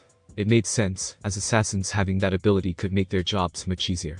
When Zeno went over the different categories of nen, Naruto continued to see the similarities between the two power sources. Like chakra had 5 different nature affinities, Nen had 6 categories. The first was enhancement, which was the ability to strengthen yourself or objects. Transmutation was the ability to change your aura to mimic the properties of another substance. In the case of Zeno and Silva, they transmuted their aura into lightning-based attacks. Emission, which was the category Mei fell into, had the property of detaching one's aura from their own body. While others could also use it if their category was close enough, theirs would decrease in power the further their aura got from them. Mei, however, would be able to retain the strength due to it being her natural category. Manipulation was the ability to control animate or inanimate objects. The Zoldiks mentioned that their sons, Illumi and Kaluto, were both manipulators. One was taking the hunter exam, and the other hadn't been around for them to see his ability. Conjuration gave one the ability to create objects from their aura. Finally, there was specialization, which gave the user a unique ability. Neither of them had begun crafting there yet, instead focusing on familiarizing themselves with the basics, and beginning to delve into the more advanced applications. 3 good examples were Jio, In, and En. Jio was an advanced application of Ren, where you directed aura to your eyes in order to see, and Nen constructs that had been concealed within. There was an advanced application of Zetsu that rendered one's aura imperceptible, effectively concealing it. En, which was one that Naruto managed to get down easily, was the application of Ren, spreading their aura outward, and using Ten at the same time to shape the aura around a certain area, with the user being the epicenter. The blonde found that using En allowed him to feel the shape and movement of anything that was inside his aura. It was almost like sensors, only he'd argue this was slightly better. As a sensor, one could sense chakra and movement, but with En he could basically get a clear picture or whoever was in his space. Zeno told him that he was a natural master of the application, as his En seemed to cover well over 8,000 meters. For comparison, Zeno was considered a master and user, and his range only extended out 300 meters. Naruto couldn't help but think that, had the assassins been born with chakra, they'd have been elite shinobi for sure. They wasted little to no movements, they were silent, and their strikes were precise. The 2 Dark Continent natives found that out through one-on-one training. Silva had mentioned that the best way to get him used to directing his Nen for protection was through battle. Today the 2 blondes were sparring once again, and Naruto's objective was to keep Jio, while continuously defending against the man's attacks. Naruto parried a punch, and returned one of his own, then jumped back to create some space. They'd been sparring for the better part of an hour now, and Naruto had yet to be winded. If anything, it was getting used to the sensation of using his life force to battle that he had to get used to. His aura felt lighter than chakra did, easier to use. Despite only having had access to your Nen for a few days, you seem to have a decent grasp of it. Silva commented as he walked forward. It's unfortunate that we can't help either of you with yours. We don't have any specialists or emitters in the family. Naruto waved it off, and turned to see Mei training with Zeno. The old man was fast, but Mei was still able to keep up, her aura quickly maneuvering to protect whatever part he was aiming for. You've done more than enough. We really appreciate the hospitality, and your willingness to help us. It was nothing. The man responded. He stood beside Naruto, and watched the 2 continue their training. So you're leaving today? Naruto nodded. Yeah, there's a few places we want to see before we go back to Heaven's Arena. I'll admit I'm pretty curious to see what kind of Nen abilities I'll come across. The man nodded, and reached into one of his pockets. He pulled out a small card, and handed it to his fellow blonde. If either of you need a place to stay or help with something, feel free to seek us out. Naruto inspected the paper, and saw there were 2 different numbers on it. Those will get you in contact with my father, and I directly. He clarified. Naruto carefully pocketed the paper, and shook hands with the man. They stood in silence for a few minutes, content to watch the elder Zoldik and Mei finish their training. Later that night the 2 departed, though not before once again thanking the family for their help, and Zig for telling him of his travels. We'll be at Heaven's Arena for the next couple of days if you need anything. Naruto shouted as they made their way down the mountain. The family saw them off, and to everyone's slight surprise, Zig was the first person to turn away and head back inside. When asked why he seemed to be in a rush, he answered, I need to make a call. Nobody asked questions, as they knew there was only one other person he'd have contact with, and that was the chairman of the Hunters Association. The next 15 days were spent simply enjoying the sights while continuously practicing Nen. Mei had mentioned that she had an idea of what she wanted her to be, and had been studying up on how exactly it would work. He was happy for her, of course, even if she didn't tell him what it would be, but it left him wondering what he should make his be. She at least had a template of what she could do. Detach her aura, then strengthen and manipulate, since they were the 2 closest categories to her natural affinity. As a specialist he wasn't as restricted, but he also didn't have a basis on what he could do. Are you ready? Mei asked, breaking him from his thoughts. You're set to fight Guido in 10 minutes. She informed him. Naruto left the thoughts of his behind, and stood up to stretch. After having sparred with Silva and Zeno, and getting a better feel for men, he was sure Guido wouldn't be too much of an issue. The 2 made their way to the arena, and broke off. Mei gave him a peck on the lips, and walked towards the waiting area for fighters. Naruto was led to the main arena by one of the judges, where he saw Guido waiting for him near the center of the ring.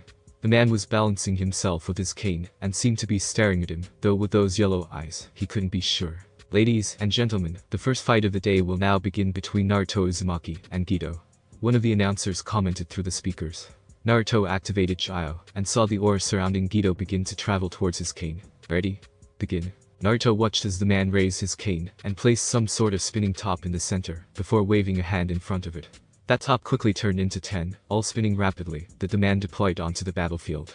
Each top was coated with the man's aura, and began to bump into each other. Naruto raised an eyebrow. This must be the man's, he realized. The tops made their way towards him, changing their patterns as they did so. The blonde tilted his head left, and then right to avoid the projectiles, and dashed forward.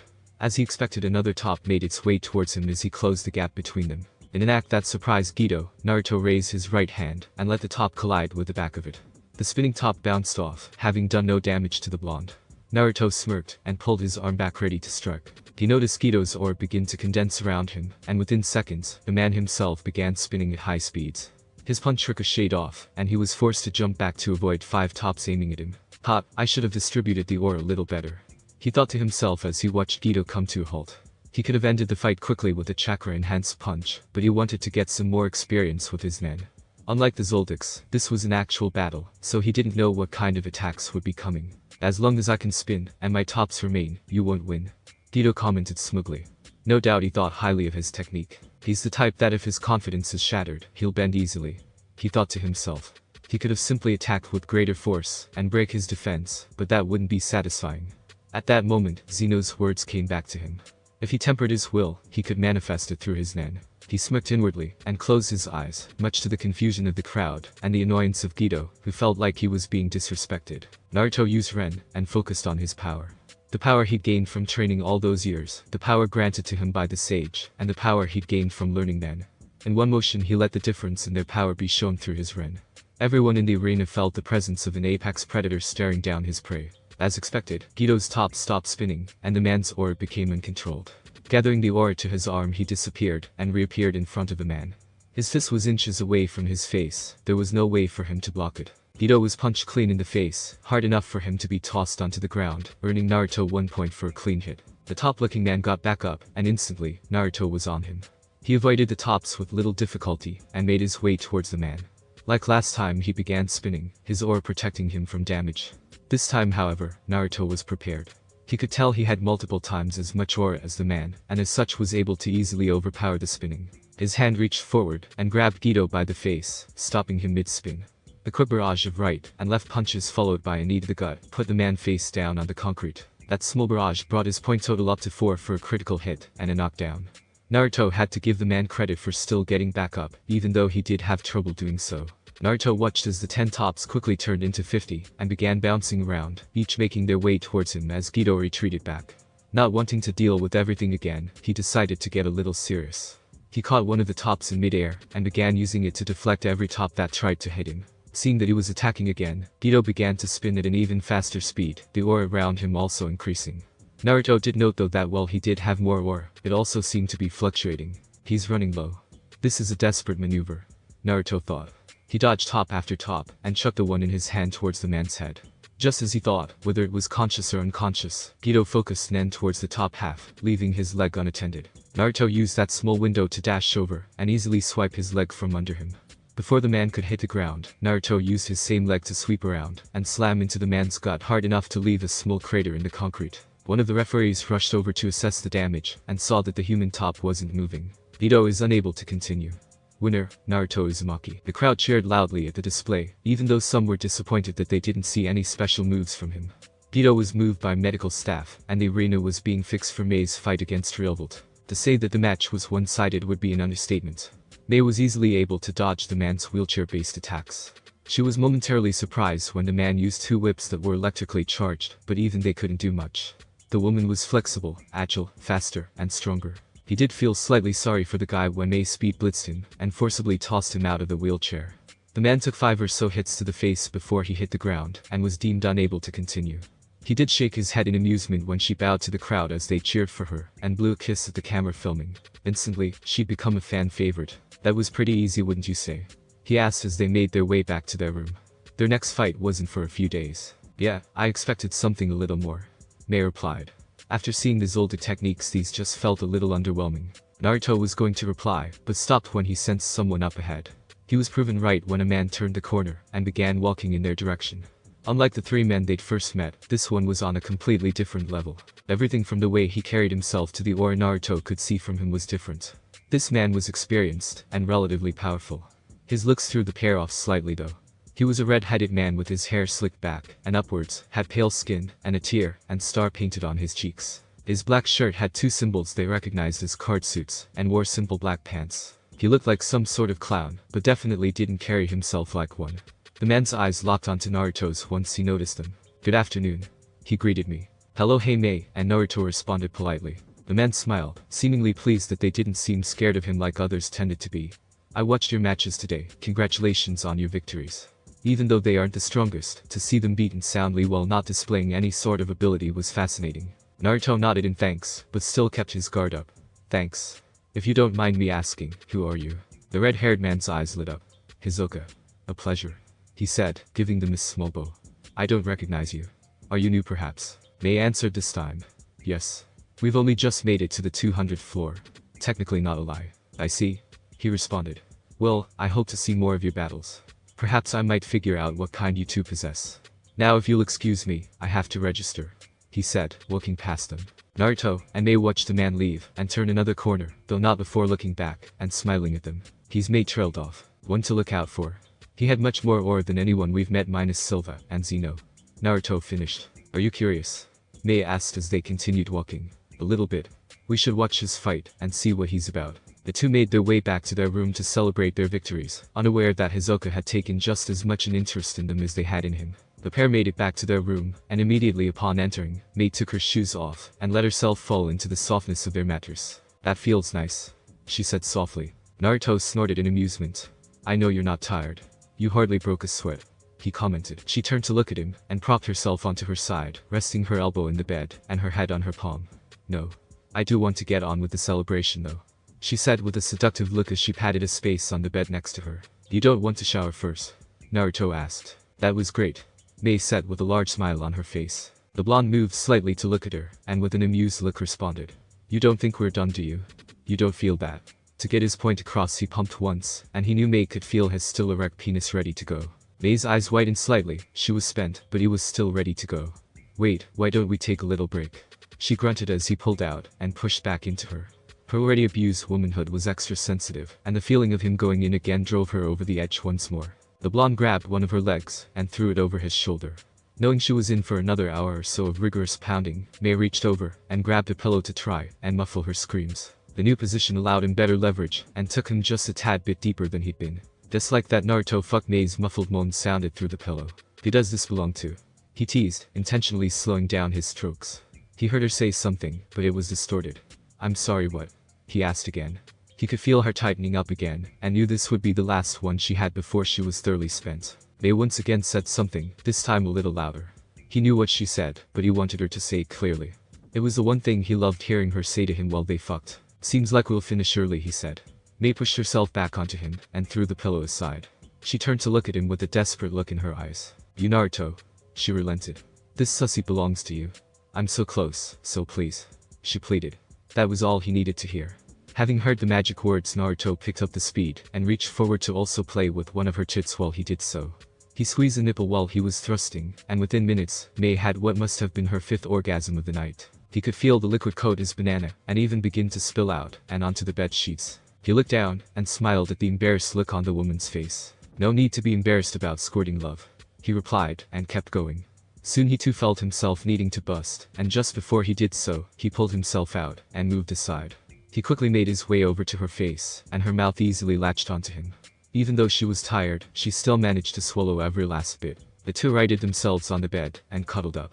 Mei's head quickly found its place on his chest, and she let out a satisfied sigh. The two stayed quiet for a few minutes, simply enjoying their post-sex glow until Mei spoke. "I know you can still keep going," she commented softly. Mei looked up at him, and seeing he was staring back, continued. "The amount of stamina you have is insane, and I can't keep up." Naruto rubbed her back slowly. "You're amazing. Just because I can still keep going doesn't mean you have to apologize." She shook her head. I just feel like you give more than you receive. I've told you before, if you want to find someone else to mess around with, that's fine with me. So long as you remember that I'm the most important woman in your life," she said before planting a kiss on his bare chest. "Think about it." With that, she shut her eyes, and in the span of a few minutes, let sleep take her. Naruto stayed up contemplating her words. He'd never thought of anyone else that could come close to Mei, but if she was insisting on it, he'd keep an open mind. Those were his last thoughts before sleep also consumed him. Naruto shook his head as he and Mei made their way out of the arena.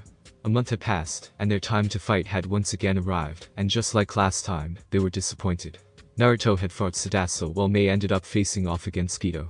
Similar to the last battles they'd fought, neither had resorted to using anything other than the basic principles of Nen, and took no damage during the battle. Naruto had ended up breaking Sadaso's only good arm, while Mei had knocked Geto out cold with an enhanced kick to his temple. "I've been disappointed so far.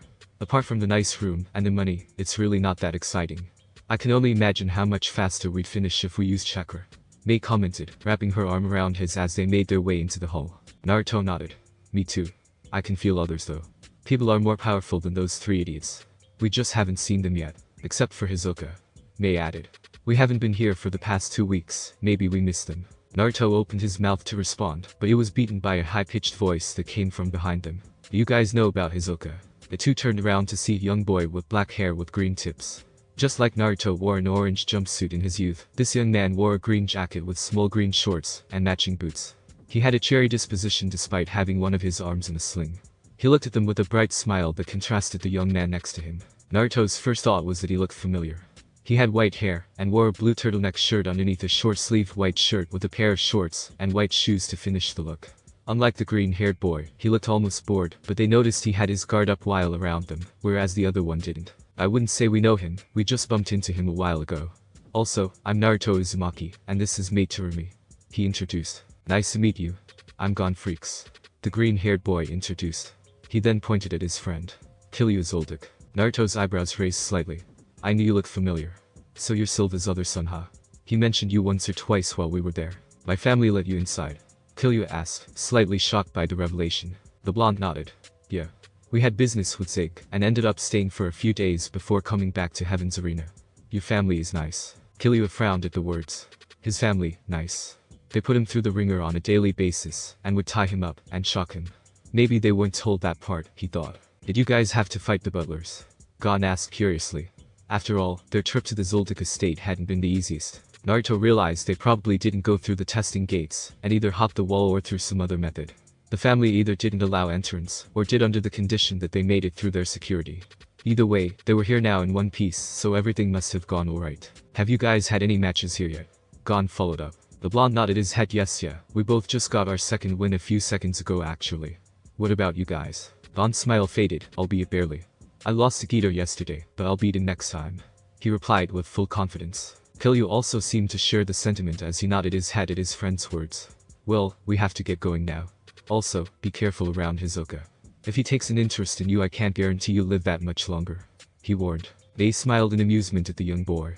An action that, to her mirth, caused the young boy's cheeks to redden a little, forcing him to turn his head. "Thank you for your concern, Killua. We'll be careful around him." "Yeah, whatever," he muttered, not wanting to look at her. Before they could leave, Naruto asked one more question. "By any chance, do you guys know when Hisoka is set to fight?" "He's supposed to fight someone named Castro in a week or so." That was the last thing he said before he and Gon walked past them, most likely making their way back to their respective rooms. Naruto kept his eyes on the two young boys, and activated Gyro to see that both of them had 10 activated. Their aura kept tightly around their body, flowing naturally without much trouble. They have potential. For being so young, they seem to have a solid grasp of 10.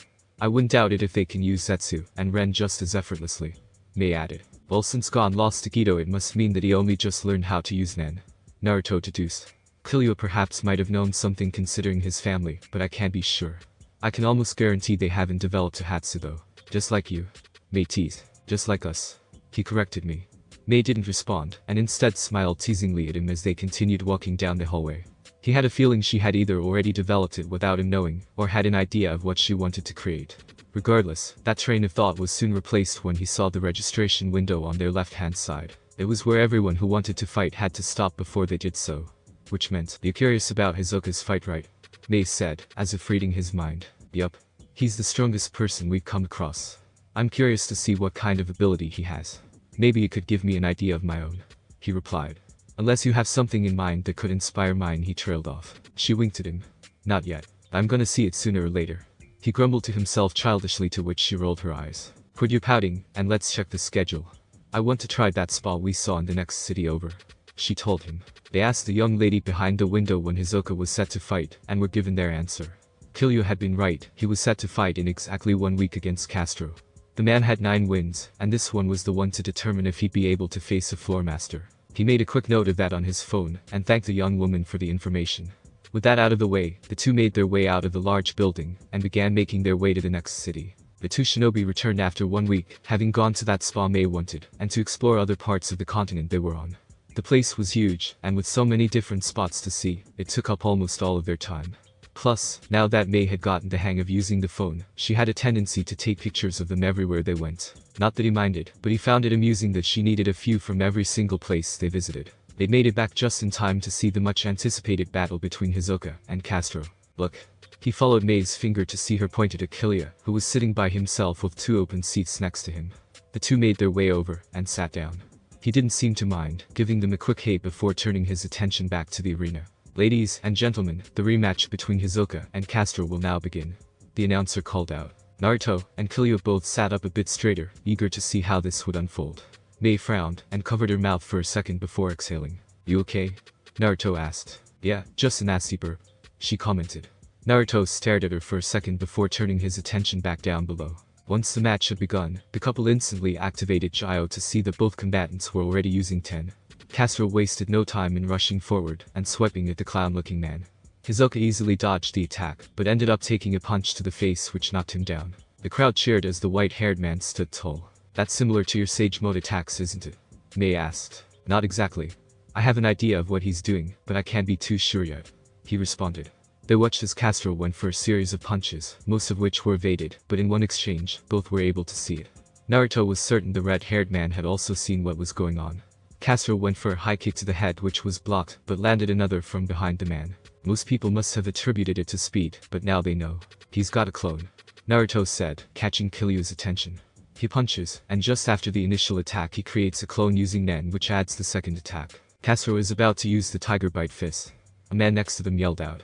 Castro's aura was pouring out violently as he prepared his attack, and declared he'd be taking the man's arm. Everyone was surprised when Hisoka extended his arm, and told him to take it. He's too calm. He's either going to retaliate just before or he has some sort of plan to deal with the clone, Naruto thought. To everyone's shock, including theirs, Hisoka made no effort to move, and didn't flinch when Castro decided to take the other arm instead. Naruto's eyes followed the arm as it flew into the air, and back to the pale man who caught it without looking the least bit worried. Soon it was revealed that Castro was in fact using a cloning Nen ability, as another one of him formed right next to him. It was similar to his shadow clones, except it seemed to be a copy of him that simply mirrored his movement and speech, instead of having its own free will. The two spoke at the same time, and said the same thing with no errors. Naruto's eyes noticed the man covering his arm with a cloth that was covered in pink ore. Castro must have been too focused on keeping his clone up, as he didn't seem to notice the arm being pulled up to the ceiling of the arena or the men that attached itself to the cards. He's smart, Naruto thought, seeing exactly what made Hisoka different from the others.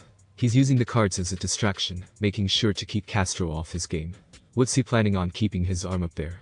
Naruto wondered. He's a master of manipulation and deception. May commented softly after Hisoka performed his magic trick and pulled a card out of the stump that was his right arm. The trick had its intended effect as it upset the white-haired man and forced him to take his stance. There, Naruto thought. Hisoka's severed arm returned to him by the aura attached to the stump, while Castro took his left arm. He kept it out of sight while he attacked to make it look like he'd never lost it. If Castro doesn't calm down, he'll die soon. You have the talent to be a strong opponent. That's why I spared your life, everyone heard Hisoka say. Castro and his double were on him, but it was no use.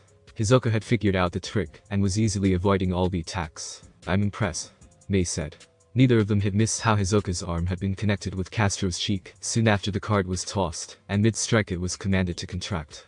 To the crowd it made it seem like his amputated arm moved of its own accord. I hit you on the chin so you'll have difficulty moving for a while. By this point Hisoka had connected the aura from the cards to different parts of the white-haired man's body. After telling him that he'd die in a frenzied dance, he forced the cards to move, impaling him in his chest and legs, which brought the man down. Using Nen to replicate and manipulate is extremely difficult. By the time you learn to use a double, you forgot how to use Nen for anything else. Hisoka said before being declared the winner and collecting his amputated arm. The crowd cheered at the amazing fight, and they couldn't help but clap along. Now I see why you were so interested in coming here. The man isn't just powerful, he's smart and can use his nen efficiently. Mei commented as she stood up. Naruto followed her after a quick goodbye to Killua. Naruto put his hands behind his head as he walked down the halls. Is it strange that I actually want to fight him? Mei shook her head. We're new here, learned a new power system, and encountered someone who can use it very well. Add to the fact that the only fights we've had have been against some crippled men, I'd say no. You wish to fight, Naruto? The pair looked behind them to see a slightly bruised Hisoka walking in their direction. He had his severed arm tucked under his other arm, as if it were a book. Naruto smiled good-naturedly. I do. I'm not sure how though since you've gotten both of your arms amputated. Hisoka used his good arm to hold up the other. You mean this one? He asked, in a sarcastic voice. To Hisoka's delight, both of them shook their heads, not just the blonde. I know it's being held on by your aura. Mei continued. You're a transmuter. You changed the properties of your aura to that of something akin to gum, and that's what kept it in place. You're actually lucky Castro never used Jai or he'd have seen through it. Hisoka nodded, seemingly impressed with their assessment. How right you are. Had he kept a level head maybe he'd have realized it. However, back to your request he said looking back at the blonde. Let me get back to you in a few days, I might have another fight lined up already. He replied thinking about Gon. Let me know. We might be leaving Heaven's Arena soon. Also Naruto trailed off pointing to a pink-haired young woman leaning against the hallway walls. She had what looked to be a grey kunoichi outfit and was staring straight at Hisoka. Ah, she's arrived. I'll be sure to let you know of my availability. The two of you are powerful, I'd love to see what you're capable of. With that the man turned and nodded at the woman to follow him. The young woman stared at them momentarily, no doubt also trying to get a read on them, and her eyes whitened after a split second. She looked away, put her calm facade back on, and followed Hisoka into his room. Hisoka gave them one last wave, and shut the door, leaving the two on their own. Naruto wondered what the pink-haired woman felt from them. Maybe she sensed Kurama. Naruto thought to himself as he let himself be led off by the auburn-haired woman. He really hoped he'd get the chance to battle it out with Hisoka. That would be a good test of his nen abilities. It's strange to see you acting friendly with people not in the troupe. Machi commented as she held up one of Hisoka's severed arms. The magician smiled at her, and shrugged. What can I say, the two of them interest me. Naruto seems eager to fight me, that itself is enough for me to give them my attention. Most tend to stay away. Mei doesn't seem as strong as him, but from what I saw from her battle, she's very capable. Machi narrowed her eyes slightly at the man. That's not all, is it? She questioned. Seeing Hisoka raise an eyebrow in amusement she huffed, and continued. You're not stupid. I know you could feel it. Oh, you mean the sinister feeling that seems to emanate from him? He asked rhetorically. Yes, that does have something to do with it. Machi stopped her inquiries for a moment, opting to focus on using her nen stitches to reattach every part of the jester's limb. It only took a few seconds before his arm was reattached, leaving only a small scar to show it was ever removed. I figured. Hold the other one by yourself, she ordered. While Hisoka held up his other arm, Machi began to work. The pink-haired woman ignored the look of fascination the magician was sending her way, too lost in her own thoughts. She inadvertently shuddered when he remembered the feeling of dread that crawled up her spine when she felt the blonde man's aura. There was something off about it, it wasn't like regular nen users. Hisoka. Those two from earlier. Did their aura feel strange to you? I'm not talking about the sinister feeling either. She asked as casually as she could. Yes. The best way to describe it would be dense. He replied. She agreed with his assessment, and felt glad she wasn't the only one who found it weird. Perhaps it was a result of their hatsu. You seem troubled by it. Hisoka pointed out. It's simply strange, that's all. We're done here. She shot back while taking a step back, and picking up her bag. Also, the boss said we're to meet in York New on August 31st. Everyone is to be there, not only those who want to. She relayed. Is the boss himself going to be there? Hisoka asked curiously. Machi nodded, and quickly told him how much he owed her per each arm she did, and he was quick to agree, and even asked her if she'd like to join him for dinner. An offer she didn't dignify with a response as she walked out of the room. Taking a look down the hall in the direction the two were last seen, she shook her head, and made her way out of the building. Something about them set her on edge. Not even Yuvo when he's pissed, and flaring his aura made her feel the way she did before. Machi gave one last glance to the large tower, and the faces of Naruto and Mei flashed in her mind. She would need to look into them. She hung around some of the most dangerous people, so for these two to have her like this, they were worth investigating. The next 2 months at Heaven's Arena passed quickly, and July was upon them. Naruto and Mei continued to practice their use of Nen a few miles out where Naruto had found a mostly remote part of land. Well, they definitely could have done some normal training in their room. The conversation on the phone with Zeno told them it wasn't the best idea. They had massive amounts of aura, dwarfing even the highest level hunters they'd been told.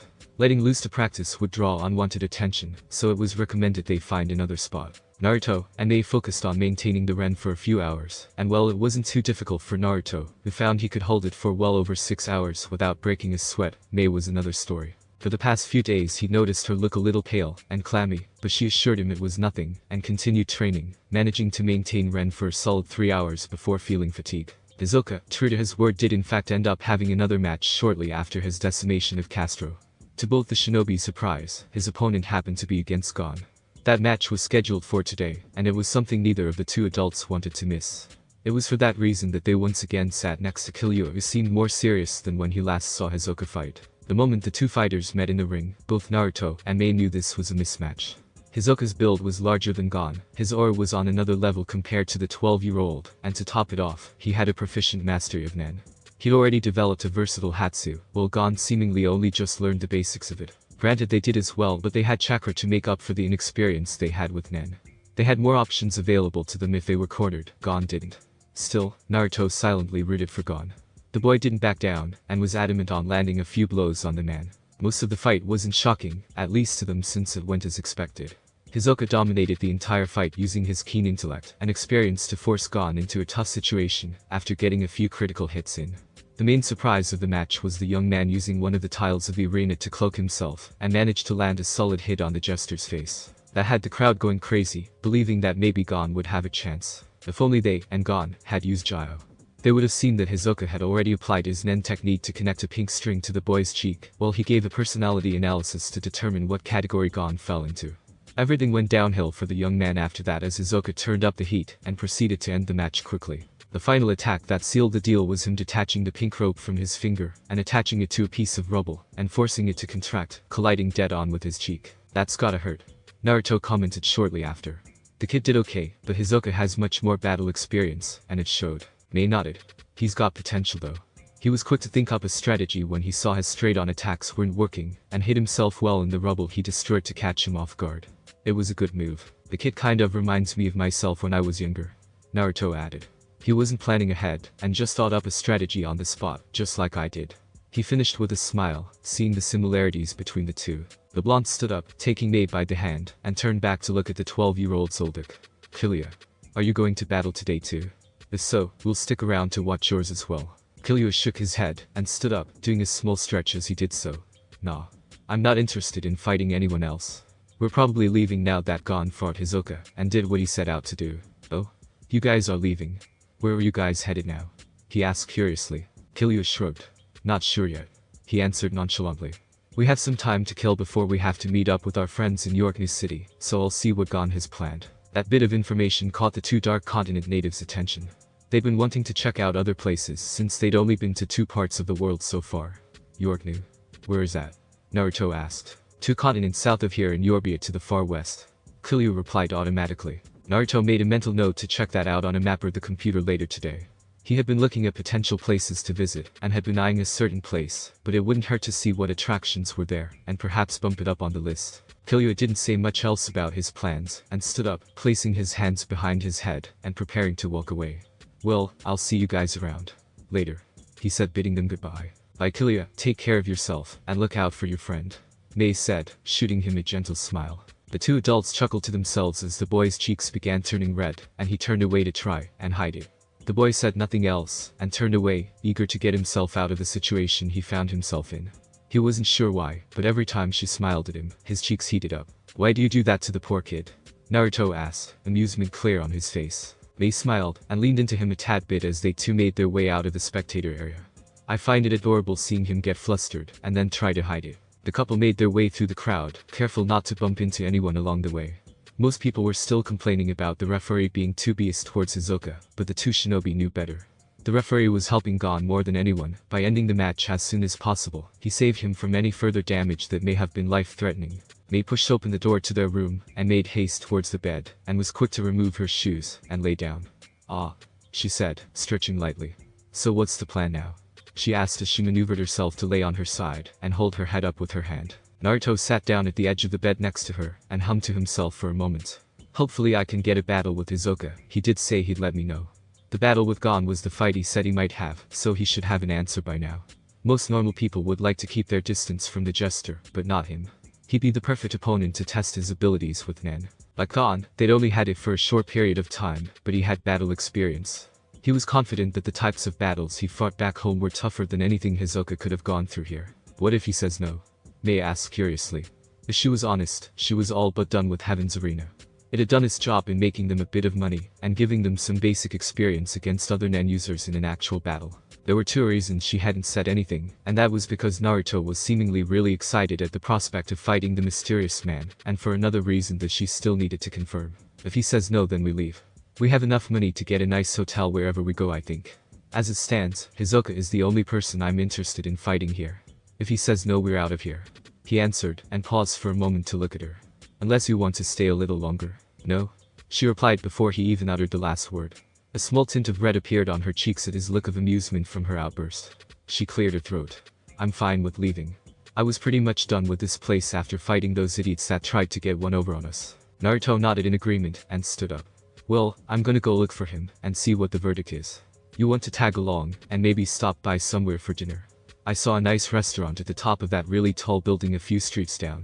He offered. Mei looked slightly nervous. The sick feeling she'd had for the past few days was beginning to creep up on her again. I'll pass. She responded, letting her body lay flat on the bed. Just call me when you're done, and we'll go. Got it. The blonde replied. Quickly giving her a peck on the lips, he got up and made his way out the door. Now all alone in the room, the 31-year-old woman waited until she could sense that he was reaching the ground floor of the arena. Once she was sure he'd vacated the building, she stood up and reached into one of the few purses she'd bought while they were exploring. She pulled out a small box that she picked up at a pharmacy store earlier, while Naruto was buying a drink, and made her way to the bathroom. For the last 2 weeks or so she'd been throwing up in the mornings, and sometimes in the afternoon. At first she had attributed it to food poisoning, as a few plates in the past hadn't sat well with her, which was the reason she felt the way she did during the Hisoka and Castor battle. Now however, almost every morning she found herself in the bathroom emptying her stomach. Mei had an idea as to what was causing it, since the two had been having unprotected sex on an almost nightly basis, but wanted to be 100% sure. Following the directions on the box, she sat inside, motionless for a couple minutes until a small noise caught her attention. A small change in the object in her hand had her eyes widen in slight shock, but most of all, immense happiness. Since she was younger she'd always had two main goals in life, apart from stopping the war in Kiri, and being a good cage to her people. Marry a handsome man that loved her unconditionally, and start a family of her own. It wasn't in that order exactly, but one of them was coming true. Now she needed to see how Naruto would take the news. She was confident he loved her, he wouldn't have been with her all these years, and even invited her on this journey if he didn't, but she was still slightly nervous about how he'd take the news. She took the small object with her back to the main room, being mindful enough to wrap it in toilet paper before placing it on the desk. Going back to bed she tried to distract herself with some TV, but the anxiety she felt wouldn't let her focus. She needed Naruto to return quickly. While Mei was taking in the life-changing news, Naruto was on his way down towards the entrance of Heaven's Arena. The quick Yusuven told him the man was walking down the street, and he needed to catch up to him fast. Speeding up a little he moved through the horde of people walking the streets until he was walking side by side with the man. Yo?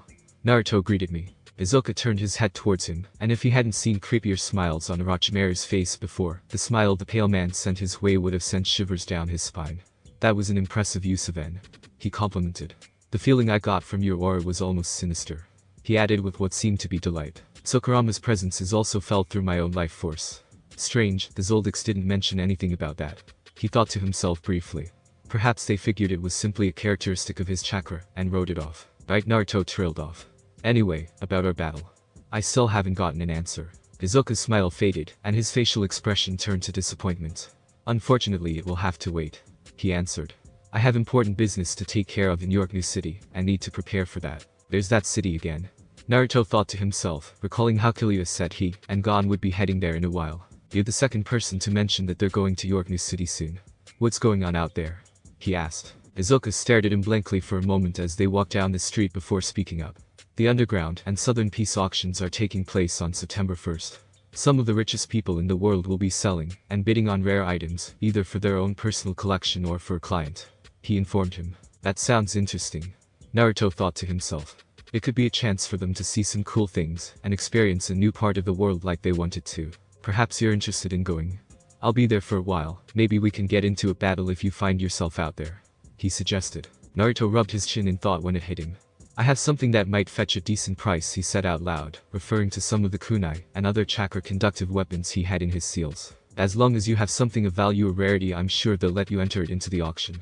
Also, I have a question if you don't mind, Hisoka asked. Naruto nodded at him to continue. You, and the woman you travel with have more raw ore than I've ever felt from a person, including the chairman of the Hunter Association. Plus, there's something else beneath it.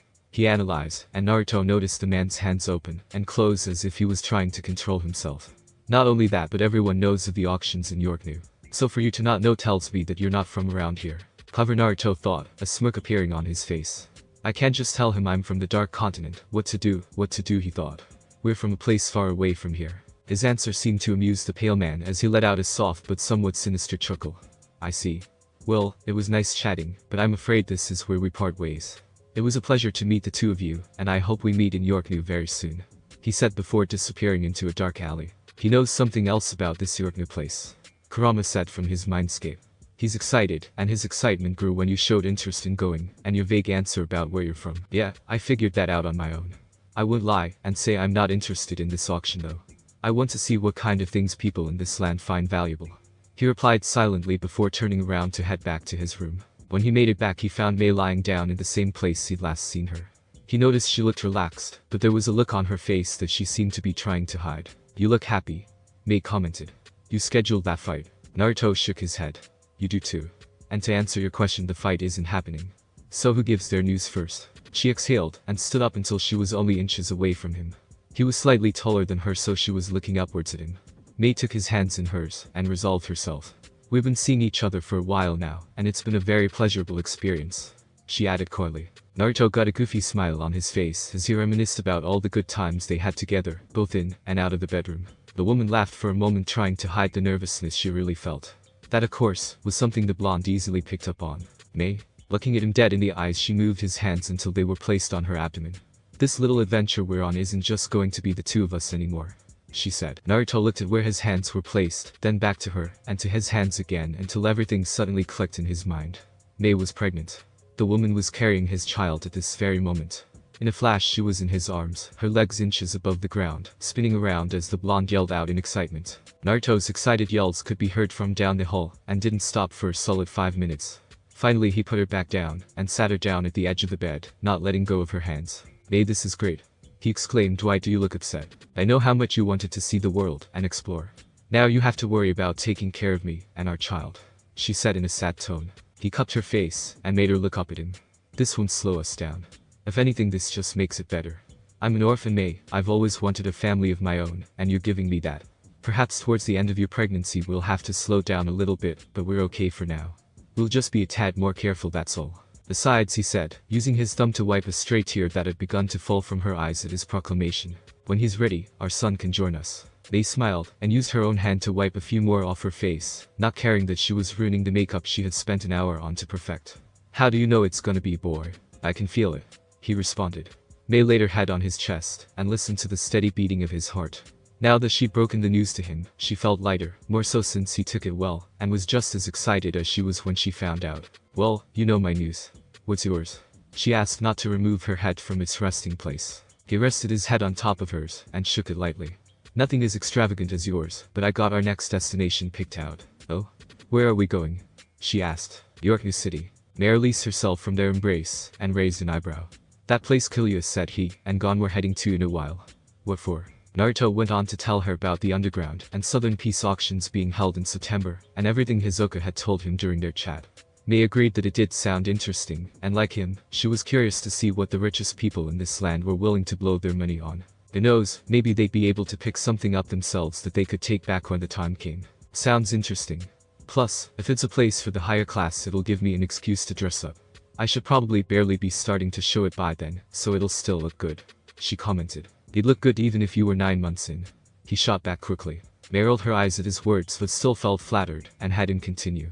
The last few nights I had been looking for places to go, and had chosen the Kakin Kingdom as our next stop, but we'll push it back until after the auction, he explained. Mei closed her eyes and hummed, pulling up an image of the world map in her mind. That's east from here across the sea, I believe. He nodded in confirmation, and stood up, unsealing a few items, and placing them on the bed in front of her. The blonde laid out a collection of kunai, a few different swords, metal thread, and some 100 or so paper bombs. Izuka didn't mention if or where one can just buy a ticket, so I think our easiest bet is to have something up for auction. Do you think any of these would be good? He asked. Mei looked over the selection, and inwardly thought no. She made her way off the bed, and over to the computer, and began typing away for a moment or two. Naruto followed, and rested his head on her shoulder, silently reading what she was typing. I'm sure there's a record of things that have been sold in the past, so we'll compare these to whatever has generated the most money, she said, clicking on a few different links until she found a list showing the most expensive pieces. The list included everything from body parts, which creeped the two out, ancient relics, one-of-a-kind jewelry, art from deceased painters, and even a mummy was sold. Who would buy that? They didn't know. They clearly had enough money to throw around though. I don't think the weapons will cut it. Naruto sighed. They can't compete with body parts or whole mummy. As he finished speaking, a thought entered his mind. Wait. Mei looked up at him with a questioning look. We still have a lot of nitro rice, he reminded her. She nodded. I've been thinking about that actually. How much do we have left?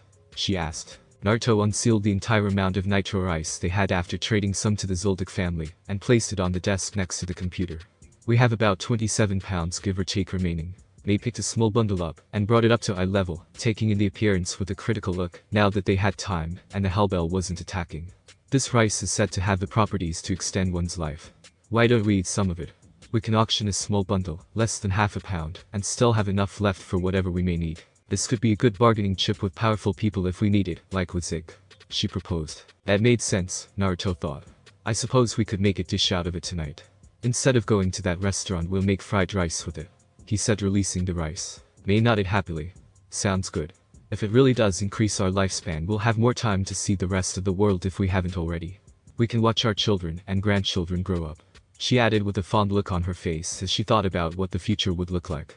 Her hand had subconsciously moved to rub her stomach as she spoke. Even though she'd only just gotten confirmation that she was carrying, she already felt a deeper connection with the still unformed child. Naruto smiled at the sight, and nodded before sealing the rice they'd need into a different seal. Sounds good to me. Now come on, let's go get some of the things we'll need to add to the dish. He took her by the hand, and exited the room, both eager to get a taste of the ingredient many people would kill for. Swordani City, Hunter Association HQ. Standing in front of a large window taking in the view of the bright lights below, was a man known to many as the strongest Nen user alive. He was an older man with a mostly bald head, except the small tight ponytail he had that stuck upwards held together by a blue band. He had rather large earlobes as well as a large white mustache, and a long goatee that came down to a point. His clothes were white robes with blue accents along the collared area. This man is Isaac Netero, chairman of the Hunter Association. Are you still going over what Zig told you? Netero heard from the doorway. A small green bean-like man in a suit closed the door behind him as he entered the room, and placed some documents on the desk. Netero wasn't the least bit alarmed by the sudden presence of his secretary Beans. Netero turned away from the window, and sat down behind his desk, interlacing his hands, and resting his arms on the table. Correct, he said, answering Beans' question. Naruto Uzumaki, and Mei Terumi. It's difficult to believe that two humans from the Dark Continent are here. Nothing we saw out there hinted at the possibility of human life being possible. Beans sat down across from the chairman, and replied. Perhaps you didn't venture out far enough. Based on what you've recounted, it was impossible to proceed, so you'd have no way of knowing. Netero nodded, and stayed quiet for a few moments until finally he spoke again. Perhaps I should go speak to them myself. Zig mentioned that they use some different forms of energy, in addition to the Nen they've been taught, he said, rubbing goatee. The green secretary narrowed his eyes on the man. After working for him for as long as he had, he knew what Netero was really like. He was a man who respected strength above all else, and looked down on the weak. The Hunter Association itself was meant to distinguish the weak from the strong in order for him to find a potential opponent. Now, with two natives from the Dark Continent here, who supposedly had the most aura the Elder Zoldik had felt, it wasn't difficult to figure out what the man was really thinking. Do you think they'd be willing to hear you out? More to the point, would either of them be willing to fight once they figure out your intentions? Beans asked worriedly. Netero chuckled, and pulled out 2 hunter licenses from one of his drawers, and held them up. The conversation I had with Zig wasn't a short one. He told me as much as he could about the pair. It seems they're interested in seeing the world. Just like the general public, they also didn't know about the outside world until they made it here. I'm not going for the sole purpose of fighting, Beansy trailed off, ignoring the disbelieving look on the man's face. Then what's your aim? To get on their good side, he responded. And you believe asking for a fight will do the job? Beans shot back. The aged man shook his head no. These will, he said, waving the licenses in the air. I'll politely ask for a spar with either of them, and as a show of goodwill, I'll give each hunter status, thus allowing them access to most places they'd like to see. Beans sat in silence, listening to the old man as he spoke, and tried to piece things together. Netero didn't do most things out of kindness. He usually had some selfish motives behind each of his actions. He contemplated for a moment until he figured it out. You're hoping one of them gives you the battle you've been searching for, and even if you don't find it with them, you're hoping positive relations with them will give you access to where they come from when they inevitably return home.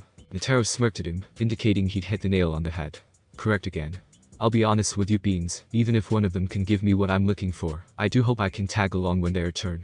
Zig, Lynette, and I risked our lives there. Even if it takes a few more years I'd like to see what we missed out on. He said, referring to the civilization Naruto and Mei were from. Will you be going now? Beans asked. Netero shook his head. As much as I'd like to do so, I can't at the moment. Unfortunately it will have to wait for a few months. Last I heard they were at Heaven's Arena. I'd be willing to wager anything when I say Yorknew will be their next destination. The auctions? Netero nodded. I'll find them on the last day of the auctions, and speak to them then. Beans nodded, and made to stand up when Netero spoke again. Beans. None of what's been mentioned here leaves the room. No one can know about them yet, not even the Zodiacs, much less Pearston. What about Ging? Beans asked, wondering about one of their more elusive members. Netero hummed for a moment, thinking things over. Even Ging. Although I'm sure he'll find out one way or another. Beans nodded in agreement, and made his way back out of the room, leaving the aged chairman by himself. Now that Beans was gone he stared at the 2 licenses in his hand, and couldn't help but notice the subtle shaking his hands were doing. His life's goal was potentially within reach, and even if it wasn't here there was a chance he would go back, and find it among their people. Naruto Uzumaki, and Mei Terumi. He repeated in a hushed tone. I look forward to our meeting on September 7th. Thanks for watching my video, and make sure to check out the author of this fanfic. Link is in the description. See you next time. Till then, sayonara.